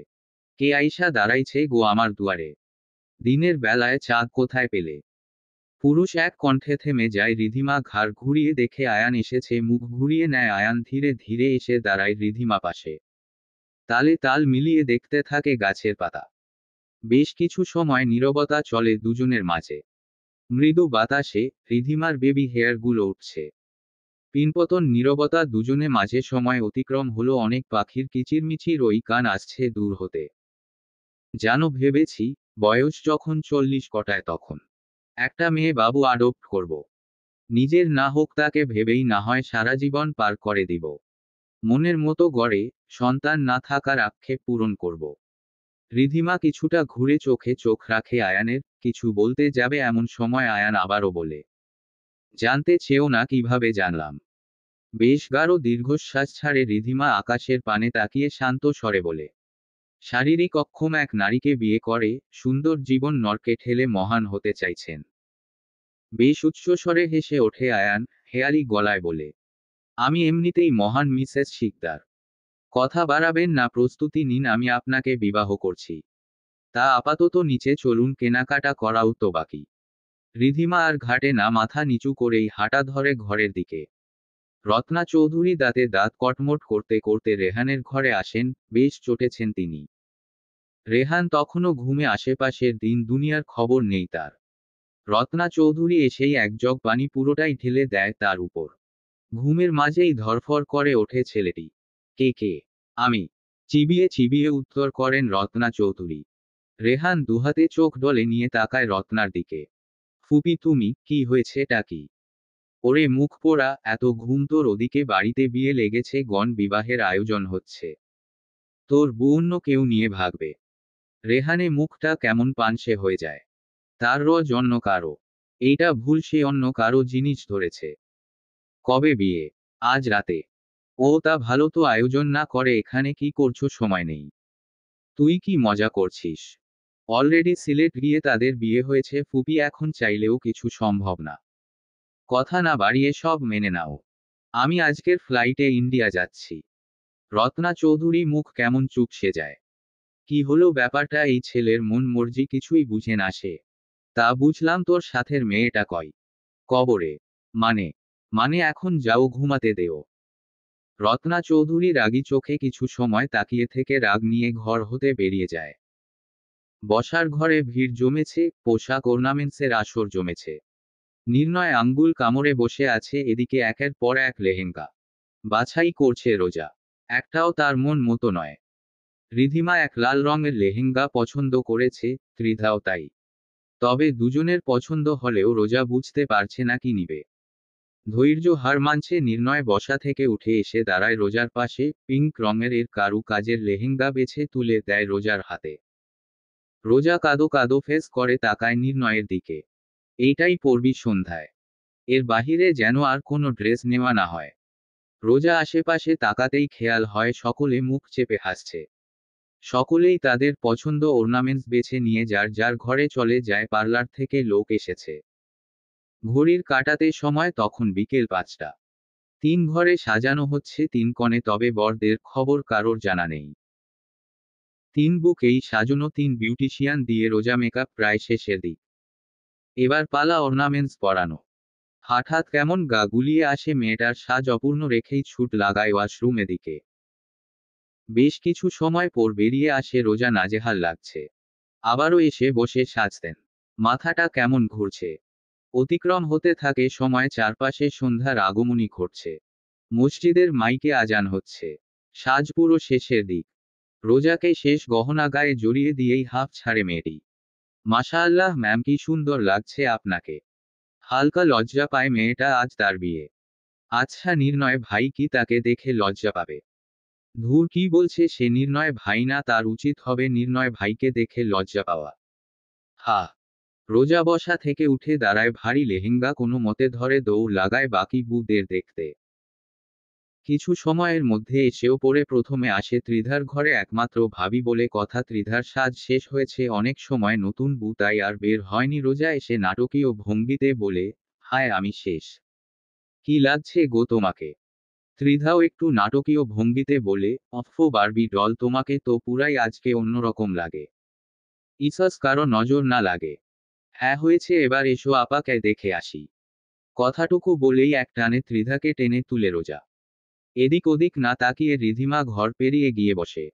ওরে আম্মা, তোমাকে তো সে লাগছে আপা, পুরোই যেন পড়ি। লজ্জা মাথা নুইয়ে নেয় রিধিমা। ত্রিধা এগিয়ে এসে দেখে তাকে। খুব সুন্দর লাগছে। নিচ হতে ডাক পড়েছে, রত্না চৌধুরী ডাকতে এসেছে। যদিও এই বিয়েতে তার মতো নেই, তবুও মুখ ফুটে কিছু বলার উপায় নেই। রত্না বেগম তাড়া দিয়ে বলেন, নিচে চলো, তোমাদের অপেক্ষায় সকলে। রোজা বসা ছেড়ে উঠে দাঁড়ায় রত্না চৌধুরীর কাছে। আসতে নিলেই থামিয়ে দেয় তিনি, বেশ কড়া গলায় বলেন, প্রয়োজন নেই, নিচে চলো। মুহূর্তেই হাসি হাসি মুখটা পানসে হয়ে যায়। ত্রিধার খেয়ালে আসে ব্যাপারটা, কিছু না বলে রোজার পাশে এসে দাঁড়িয়ে বলে, চলো তবে। তিনজন মিলে নিচে আসে, তবে আসতেই যেন চোখ কপালে। 3 পাত্র যেন গেঞ্জি পরে বিয়েতে বসেছে, মানে কারো কোনো সাজ নেই। রোজা, রিধিমা, ত্রিধা, 3 জনের এসেই বসে যার যার বরের পাশে। রোজা মুখ ফুলিয়েছে। নির্ণয় পাশ থেকে তাদের বিয়ের কাগজ হাতে তুলে দেন কাজীর হাতে। সেই আগের মতোই সব ঠিক থাকে, শুধু সাক্ষী হিসাবে আরও 2 জন যোগ হয়। রায়হান চৌধুরী আর রোশনা চৌধুরী। এক এক 3 জনের কাগজে সই করে। একের পর এক সকলের বিয়ে শেষ হয়। দোতলার ওই সিঁড়ি ফাঁক হতে নীরবে সম্পূর্ণ কাহিনী কেউ শান্ত চোখে দেখে চোখের পানি ফেলে। বিয়ে কার্যক্রম শেষ হতে লাগেজ হাতে নিচে নেমে আসে সে। কাজী সাহেব বিদায় নেয়। রেহান এসেছে দেখেই এগিয়ে যায় রত্না চৌধুরী। মুখ ফুটে কিছু বলতে নিবে তার আগেই থামিয়ে দেয় রেহান, ধীরে ধীরে এগিয়ে যায় নির্ণয়ের রোজার কাছে। প্রথমেই হাত বাড়িয়ে দেয় রোজার দিকে। রোজা হাত মিলায় না। আবারও ঘুরিয়ে নেয় সে। কাপা কাপা গলায়, এক রাশ দুঃখ নিয়ে বলে, ভালো থেকো। নির্ণয়ের দিকে হাত বাড়ানো আগেই নির্ণয়ের দুহাতে বুকে জড়িয়ে নেয় রেহান। কানের কাছে ফিসফিস করে বলে, দাবার চালটা পাল্টে গেল তো। বাঁকা হাসে রেহান, বেশ কটাক্ষ করে বলে, নিয়তির খেলা ভীষণ নিষ্ঠুর, যা বুঝা দেয়। চলে যাচ্ছি, ফিরবো না তা বলিনি। কথাগুলো শেষ করেই নির্ণয়কে ছেড়ে বেরিয়ে যায় রেহান। যাওয়ার আগেই শেষ একবার ঘুরে তাকায় তার প্রিয়সীর মুখের পানে। একে একে সব ঝামেলা শেষ। রত্না চৌধুরী মেয়েদের ঘরে যেতে বলেন। উপরের ঘর সাজানোর হয়েছে তাদের জন্য, এসব তিন ভাই বেশ যত্নের লোক দিয়ে সাজিয়েছে। একে একে তিন বুকে তাদের ঘরে পাঠানো হয়। বাকিরাও যার যার মতো স্থান ত্যাগ করে। বসার ঘরে আপাতত তিন পাত্র সাহেব। এদের মধ্যে সবার প্রথমে আয়ানকে উপরে যাওয়ার পারমিশন দিয়ে দেয় নির্ণয়। বেচারা রিয়ানকে আটকে দেয় নিজের কাছে। দোতলার একদম শেষের ঘরটায় রিধিমাকে দেওয়া হয়েছে। আয়ান বেচারা বেশ নার্ভাস, গুটি গুটি পায়ে প্রবেশ করে ঘরের ভেতর। বেশ আগ্রহ নিয়েই প্রবেশ করছে সে। তবে একই চোখ দুটো যেন তার বেরিয়ে আসার উপক্রম। তার অপেক্ষা না করে ঘুমের সাথে পাড়ি জমিয়েছে ওই দূরে, মানে ঘুমের রাজ্যে। আয়ান বেচারার যৌবনে করা পুরুক নিজেরে 101টা গালি দিয়ে নিজেও গিয়ে শুয়ে পড়ে রিধিমার পাশে। রজনীগন্ধা ফুলে সুভাষ আসছে নাকে। নিচতলায় বসার ঘরের শোভায় গা এলিয়ে দিয়েছে নির্ণয়। তার পায়ের কাছে বসেই পা টিপে চলেছে রিয়ান। বেচারা শুধু কান্না বাকি রেখেছই। ঘড়িতে রাত 12টা কাছাকাছি। নতুন বুটা নিশ্চয়ই রাগ করছে উপায়ান্তর না পেয়ে সে বলে, ও ভাই ভাই। নির্ণয় ফট করে তাকায় রিয়ানে, চোখের ইশারায় বলতে বলে, কাহিনী কি? ঘরে রোজ তোমার অপেক্ষায় করছে তো। তো কি হয়েছে? তুমিও যাও, আমাকেও যেতে দাও। কোথায় যাবি? ঘরে বউ একা ভাই। বিয়ে না করতেই বউয়ের আঁচল ধরেছিস, ছি তুই না পুরুষ সিংহ। এবার বুঝি কান্নাই করে দিবে রিয়ান। নির্ণয় বেশ শান্ত, মুখে কোন হাসি না। ব্রো, আজ আমার চাঁদ রাত, এতগুলো বছরের সাধনার রাত। প্লিজ ভাই ছাড়ো। আমার রুচা এত খারাপ নয়। আমার সুন্দরী বুঝে তোকে ধরব। ছি, কি সব নোংরা কথাবার্তা। ভাই যা সর। রিয়ানকে আর পায়েকে দ্রুত উঠে দূর মারছ দোতলার ঘরে। বেশ উচ্চস্বরে হেসে ওঠে নির্ণয়, নিজেও পা বাড়ায় ঘরে দিকে। প্রায় বিকেল থেকেই প্রায় কয়েকবার বমি হয়েছে রোজার। কাহিনী কি নিজেও যেন বুঝতে পারছে না। শরীর ভালো লাগছে না, ভীষণ দুর্বল অনুভব করছে। সাথে ভারী লেহেঙ্গা আর গহনার সাজে নিজেকে আরো বিরক্ত লাগছে। নির্ণয় ঘরে ঢোকে রোজাকে দেখেই বেশ চিন্তিত লাগছে। ঘরের দরজা লক করে এসে গায়ের টি শার্ট এক টানে খুলে এসে বসে রোজার পাশে। পাশে নির্ণয় অস্তিত্ব অনুভব হতেই নির্ণয় কাঁধে মাথা রাখে রোজা। দুচোখ বুঝে নেয় আবসে, বেশ শান্তি লাগছে। নির্ণয় হাত বুলায় তার চুল। হঠাৎ আবারও গা গুলিয়ে আসে নির্ণয়ের। গা হতে ভেসে আসা পারফিউমের ঘ্রাণ নাকে আসতেই নিজকে সামলাতে পারে না রোজা, ছুটে যায় ওয়াশরুমের দিকে। ভরকে যায় নির্ণয়, দ্রুত পায়ে এগিয়ে যায় রোজার কাছে। বেশ কিছু সময় পর ঘরে আসে দুজনেই। খেয়েছিস কিছু? নির্ণয়ের আদুরে গলা পেয়ে রোজা বেশ বাচ্চাদের মতো গাল ফুলিয়ে বলে, চকলেট এনেছেন। মুচকি হাসে নির্ণয়। ঘরে আসার আগে ফোনে মেসেজে বলেছে চকলেট খেতে ইচ্ছে তার। একমাত্র বউয়ের আবদার ফেলা যায় কি? ফ্রিজে থেকে এনে রেখেছে। যা ভুলে গেছি। এখন কি হবে? কচু হবে। সরুন তো, আমি চকলেট আনছি গিয়ে। নির্ণয়কে ধাক্কা দিয়ে সরিয়ে উঠতে নিলেই রোজাকে টেনে কোলে বসায় নির্ণয়। নজর দেয় গোলাপি ঠোঁট জোড়ায়। সরুন তো, বমি করেছি, আপাতত স্বাদ নেই। উহু, তুই মানেই স্বাদে ভরপুর। কেমন জানি লাগছে, সরুন আপনি। নির্ণয় পকেট থেকে একটা চকলেট বের করে তা নিজের মুখে নিয়ে ধীরে ধীরে এগিয়ে যায় রোজার দিকে। কেমন জান? এই যে একটু চকলেট লাগিয়ে নিয়েছি, আপাতত মজা লাগবে। খাবে? যা পাখি, তুমি তো খেতে পারবে না, আপাতত আমি চেটে চেটে খাই। কি চাটবেন? কোনো প্রকার ওয়ার্নিং ছাড়াই রোজার ঠোঁট জোড়া নিজের আয়ত্তে নেয় নির্ণয়। বেশ কিছু সময় উপভোগ করে রোজার ঠোঁটে স্বাদ। রোজাও তাল মিলায় তাতে। নিঃশ্বাস আটকে আসছে রোজার, কোনোমতেই নির্ণয়ের থেকে ছাড়িয়ে নেয় নিজেকে নিয়ে। জোরে জোরে নিঃশ্বাস নেয় সে। ঠোঁট মুছে বাঁকা হাসে নির্ণয়। জিহ্বা দিয়ে ঠোঁট চেটে বলে, বেবি বিলিভ মি, এতদিন ডার্ক পছন্দ ছিল, তবে এখন পছন্দ বদলে dark pink. Only just for you জান। রোজা হতভম্ব, চমকিত। বেশ আগ্রহ নিয়ে বলে, ডার্ক পিঙ্ক মানে? পিঙ্ক কালারের সাথে চকলেট? উফ, কি combination, just look and feel. কথাটা শেষ করেই আবারও রোজার ঠোঁট জোড়া দখলে নেয় নির্ণয়। বেশ অনেক সময় পর আবারও ছেড়ে দেয় রোজা। গা ভর্তি ভারী গহনা আর লেহেঙ্গার ভারে ভীষণ নাজেহাল মেয়েটা। নির্ণয় এক এক করে খুলে দেয় রোজার সকল গহনা। ভাইয়ের থেকে ছাড়া পেয়ে বউয়ের আদর খেতে এসে যেন বেশ বড় এক বিপদে পড়েছে বেচারা। ত্রিধা কান ধরিয়ে দাঁড় করিয়ে রেখেছে রিয়ানকে। অবু কথা শোন পাখি। রাগে দাঁতে দাঁত কটমট করছে ত্রিধা। আজ নাকি তার বাসার রাত। কোন রাত হবে না, মারামারি হবে। অবু এইভাবে কিন্তু এনার্জি লস হচ্ছে বুঝো একটু। আবারও রাগী চোখে তাকায় রিধিমা বেশ চিবিয়ে চিবিয়ে বলে, তুই আমার তোর এনার্জি দুটোই ঘরের বাহিরে ভাগ শালা। আমি কিন্তু ভার্জিন ছিলাম, বুঝলি না। হাতে কাছে থাকা গ্লাস ভর্তি পানি পুরোটাই রিয়ানের গায়ে ছুঁড়ে মারে ত্রিধা। ভ্যাবাচ্যাকা খেয়ে যায় রিয়ান। নিজের দিকে তাকিয়ে পুরাই যেন বোকা সেজে গেছে সে। এক হাতে কাপড় ছেড়ে ত্রিধাকে কিছু বলতে নিবে হঠাৎ কানে বাহিরের চেঁচামেচি। এক মুহূর্ত দাঁড়ায় না রিয়ান দ্রুত গিয়ে খোলে ঘরের দরজা। নির্ণয় রোজাকে কে কোলে নিয়ে সিঁড়ি দিয়ে নামছে। কাহিনী যেন পুরোটাই মাথার উপর দিয়ে যায় ত্রিধা। এই তো ভালোই ছিল রোজা। রিয়ান ছুটে এসে ধরে নির্ণয়কে, ব্যস্ত স্বরে বলে, কি হয়েছে ভাই? কি করেছো ওর সাথে তুমি? বিষ খাওয়াইছি। এখন কথা না বলে জলদি দরজা খুল, হাসপাতালে নিতে হবে। রিয়ান দ্রুত গিয়ে খোলে গাড়ির দরজা। নির্ণয় রোজাকে কোলে নিয়েই বসে বেক সিটে। হাসপাতালের করিডোরে বসে হাতের নখ টুকছে নির্ণয়। কি হয়েছে বুঝতে বুঝতেই সময় কেটে গিয়েছে অনেকটা। রোজাকে চেকআপে নিয়ে গেছে অনেক সময়, এখনো কোনো খবর আসার নাম গন্ধ নেই। দূরে দাঁড়িয়ে হাতে হাত ঘুষছে রিয়ান।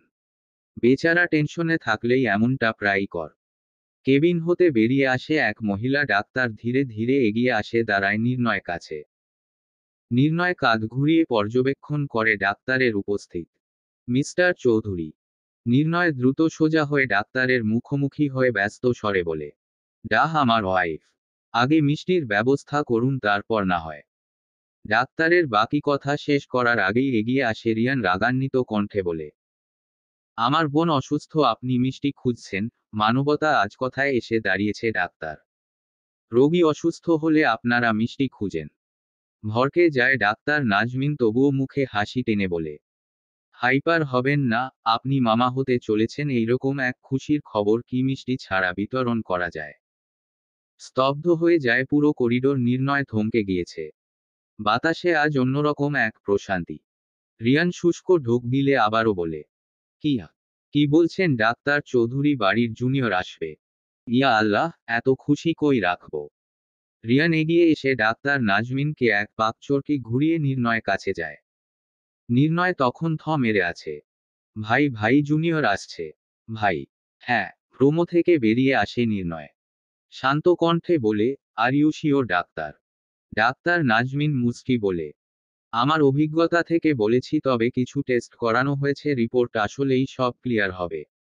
আশা করছি পজিটিভ আসবে। নির্ণয় চোখ ছলছল করছে, গলা ধরে আসছে। মুখের কথাগুলো যেন কেউ আটকে দিয়েছে।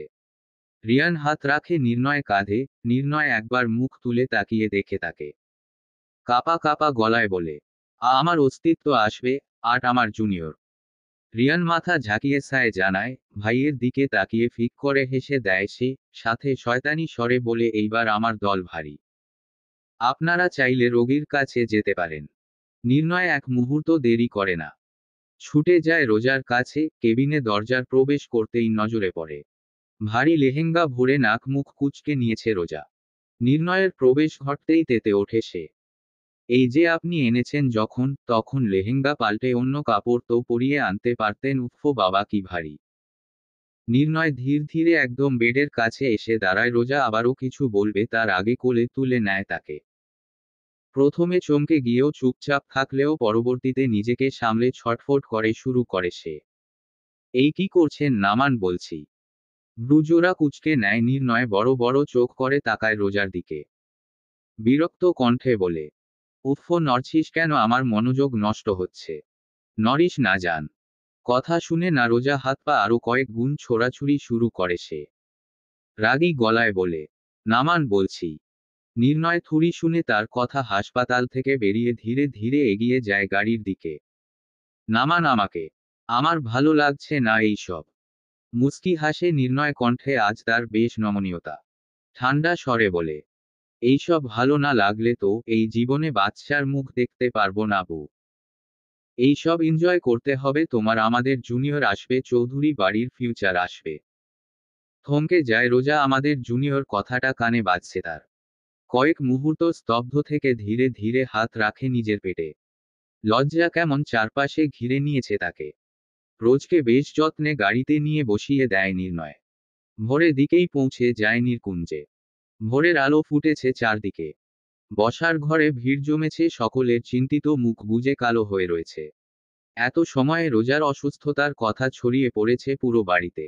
সকলে মিলে মিটিং বসিয়েছে বসার ঘরে। নির্ণয় রোজাকে কোলে নিয়ে ঢুকতেই এগিয়ে আসেন রত্না চৌধুরী। নাজমা চৌধুরী ও ব্যতিক্রম নয়। সকলের কৌতূহলে নির্ণয় নামিয়ে দেয় রোজাকে। ত্রিধা এগিয়ে এসে দাঁড়ায় নির্ণয়ের সামনে। রোজের কি হয়েছে অ্যান্সি? ও তেমন কিছু নয় রে শাকচুন্নি, শুধু চৌধুরী বাড়ির জুনিয়র আসবে। নির্ণয়ের পিছিন হতে ভেসে আসা কথাগুলো যেন বসার গড়ে সকলের অবস্থান স্থির করে দেয়। সকলেই নিশ্চুপ। রিয়ান মিষ্টির কার্টুন হতে মিষ্টি বের করে প্রথম মিষ্টি ঢুকিয়ে দেয় ত্রিধার মুখে। আমাদের চৌধুরী বাড়ির ফিউচার আসছে। নাজমা চৌধুরী খুশি খুশি গিয়ে জড়িয়ে নেয় রোজাকে। রত্না চৌধুরী মুখ কালো হয়ে যায়। রোশনা চৌধুরী মনে মনে আলহামদুলিল্লাহ বলে। তবে এত কিছুর মাঝেও একটা প্রশ্ন যেন রত্না চৌধুরী মনে খোঁজ খোঁজ করে। কাল বিয়ে আজ বাচ্চা, তার মানে কি? ছি ছি। নির্ণয় বাঁকা হেসে কিছুটা ঝুঁকে যায় রত্না চৌধুরী উপর। কনগ্রাচুলেশন শাশুড়ি আম্মা। দাদি হচ্ছেন, তবে আপনার মনে যা ভাবছেন তাই সত্যি, আমি বিয়ে আগেই আপনার মেয়েকে। অসভ্য ছেলে। কিছুটা বাঁকা হাসে নির্ণয়, এগিয়ে গিয়ে দাঁড়ায় রোজার পাশে। সবার মাঝ হতে আবারও কোলে তুলে নেয় তাকে। যাওয়ার আগে বেশ আদেশ সুরে বলে লোক লাগিয়ে তার রুম দোতলা থেকে নিচে ট্রান্সফার করতে। সময় কাটতে থাকে, দিনের পর দিন পেরিয়ে মাস পেরোতে থাকে। রোজার প্রেগন্যান্সির পুরো সময়টা কাটে যত্নে। পুরো বাড়িতে ছোট সদস্যের আগমনে ব্যতিব্যস্ত সকলে। কেউ যেন বিন্দু পরিমাণ অযত্ন করার সুযোগ পায় না। ইতোমধ্যে বেশ কিছু কাজের লোক আনিয়েছে নির্ণয়। আজকাল রোজা ভীষণ বাজে স্বভাব হয়েছে, রাত হলেই কেমন এটা ওটা খেতে ইচ্ছে করে মেয়েটার। নির্ণয় বিরক্ত হয় না, মাঝ রাতে উঠে সব এনে হাজির করে। রোজার বেশ ভালো লাগে এইসব। ডেলিভারির দিন ঘনিয়ে আসছে, বেশ নার্ভাস রোজা। তার থেকেও বেশি নার্ভাস নির্ণয়। সময়টা 5 সেপ্টেম্বর ডেট ঠিক করা হয়েছে রোজার ডেলিভারি। দেখতেই দেখতে সময়টা হাতের কাছে চলে আসে, তবে এর আগেই যেন সেদিন শুক্রবার খাবার খাইয়ে মেডিসন খাইয়ে রোজাকে বিছানায় শুইয়ে দেয় নির্ণয়। আজ তার একটু বেরোতে হবে। কাজটা ভীষণ দরকারি। রোজাকে শুইয়ে দিয়ে বিদায় নেয় সে। কিছু সময় বেশ ভালোই কাটছিল রোজার। ভারী শরীর নিয়ে নড়াচড়া আজকাল ভীষণ কষ্ট হয়ে যায় তার। পেইন করছে পেটের এক পাশে। রোজা হালকা নড়েচড়ে এক পাশ হয়ে শুয়ে যায়। ঘড়িতে রাত 10:47। নির্ণয় আসবে বলে 11টায় বেশ কষ্ট নিয়েই উঠে বসে রোজা ওয়াশরুমে যাওয়ার প্রয়োজন। বেশ কষ্ট নিয়েই ভারী শরীরটা টেনে টুনে তুলে হাঁটা দেয় ওয়াশরুমে। প্রায় 5 মিনিট পর ওয়াশরুমে থেকে বেরিয়ে দরজার কাছে আসতেই হঠাৎ পেটে ভীষণ পেইন অনুভব করে রোজা। এক চুল নড়বার শক্তি পাচ্ছে, বেশ কষ্ট হচ্ছে। ব্যথা কাতরাতে কাতরাতে একসময় ওয়াশরুমের দরজার কাছে বসে পড়ে সে। রাত 11টা। নির্ণয় বাড়ি ফেরে ঘরের লোক খুলে রোজার এই অবস্থা দেখে বেহুশ সে। রোজা তখনও ফ্লোরে বসা। নির্ণয় ছুটে গিয়ে বসে রোজার পাশে, ব্যস্ত গলা ডাকে তার প্রেয়সীকে। রোজ রোজ। রোজার চোখ উপচে পানি পড়ছে, কান্না গলায় কিছু বলবে তার আগেই নির্ণয় তাকে কোলে তুলে ঘর ছেড়ে বেরিয়ে যায়। যাবার আগে চেঁচিয়ে সবাইকে ডেকে যায় সে। সে রাতেই পুরো চৌধুরী বাড়ি ছোটে হাসপাতালে। রোজাকে ওটিতে নেওয়া হয়েছে, ওয়েটিং রুমে অপেক্ষা করছে সকলে। টিপটিপ করে জ্বলছে ওটিতে বাহিরের সেই লাল লাইটটা। নির্ণয় ঠায় দাঁড়িয়ে। চোখজোড়া বেশ শান্ত, তার এক পাশে আছে ত্রিধা। ইতোমধ্যে ঘণ্টা খানেক পেরিয়ে গেছে। নির্ণয়ের টেনশন যেন আরেক ধাপ এগিয়ে আসছে। তার দুনিয়া যেন থমকে আছে ওই অপারেশন থিয়েটারে। চারপাশ কেমন নিস্তব্ধ। ঘুপ ধরা এক পরিবেশে, কারো মুখে নেই বিন্দু পরিমাণ হাসি। নার্সের ডাক পড়ছে। রোজা চৌধুরী বাড়ির লোকের ডাক। নির্ণয় ছুটে বেরিয়ে যায় ওয়েটিং রুম ছেড়ে, গিয়ে দাঁড়ায় অপারেশন থিয়েটারের সামনে। হাতের গ্লাভস খুলতে খুলতে বেরিয়ে আসে ডাহ নাজমিন। ধীরে ধীরে এগিয়ে এসে দাঁড়ায় নির্ণয় চৌধুরী সামনে। Congratulation mister Chowdhury. মিসেস চৌধুরীর টুইন বেবি হয়েছে। পুরো হাসপাতালে সময় যেন নিস্তব্ধ হয় ডাক্তারের বলা ছোট কথাটুকুতে। হাসি ফোটে ওঠে নির্ণয় মুখে, সে কিছুটা এগিয়ে এসে দাঁড়ায় ডাক্তার কাছে, মুখে হাসি রেখেই চিন্তিত স্বরে বলে, আলহামদুলিল্লাহ আলহামদুলিল্লাহ। আমার রোজ কেমন আছে ডাক্তার? রিয়ান এগিয়ে এসে খুশিতে গদগদ হয়ে দাঁড়ায় নির্ণয়ের পাশে। বেশ উসখুস করছে তার মন। এই যে মামা হয়েছে, এই আনন্দে এখন বাদর নৃত্য করতে পারলে মন শান্ত হতো। ডাক্তার হাসি মুখে জবাব দেয়, ভালো আছেন, সুস্থ আছেন তবে? হাসি মুখে বিষণ্ণতা এসে ভিড় জমায় নির্ণয়ের। অস্থির হয় রিয়ান দ্রুত কণ্ঠে বলে ওঠে, তবে কি ডাক্তার আমার বোন? না না মিসেস চৌধুরী ঠিক আছে, তবে সরি টু সে আমরা আপনার মেয়েকে বাঁচাতে পারিনি। ঠিক তখনই নার্স হাতে এক বাবুকে নিয়ে বেরিয়ে আসে। এগিয়ে নিয়ে এসে দাঁড়ায় নির্ণয়ের সামনে। নির্ণয় হাত কাঁপছে, প্রথম বাবা হওয়া অনুভূতি যেন প্রকাশ করতে ব্যর্থ সে। এদিকে এক সন্তানের শখ, অপর দিকে তার অস্তিত্ব। কাপা কাপা হাতে নার্স হাত হতে তুলে নেয় ছেলেকে। অপর পাশে ঠিক একই সময় ভেসে আসে আরও একটি বাচ্চা মেয়ের কান্না, কালো পোশাক পরিহিত এক পুরুষ বাচ্চার কান্না সামলাতে ব্যস্ত। দুই পুরুষের কোলেই দুই নবজাতক। মিস্টার চৌধুরী মিসেস চৌধুরীকে বেডে দেওয়া হয়েছে, আপনার চাইলে দেখা করতে পারেন। আর আপনার মেয়ের?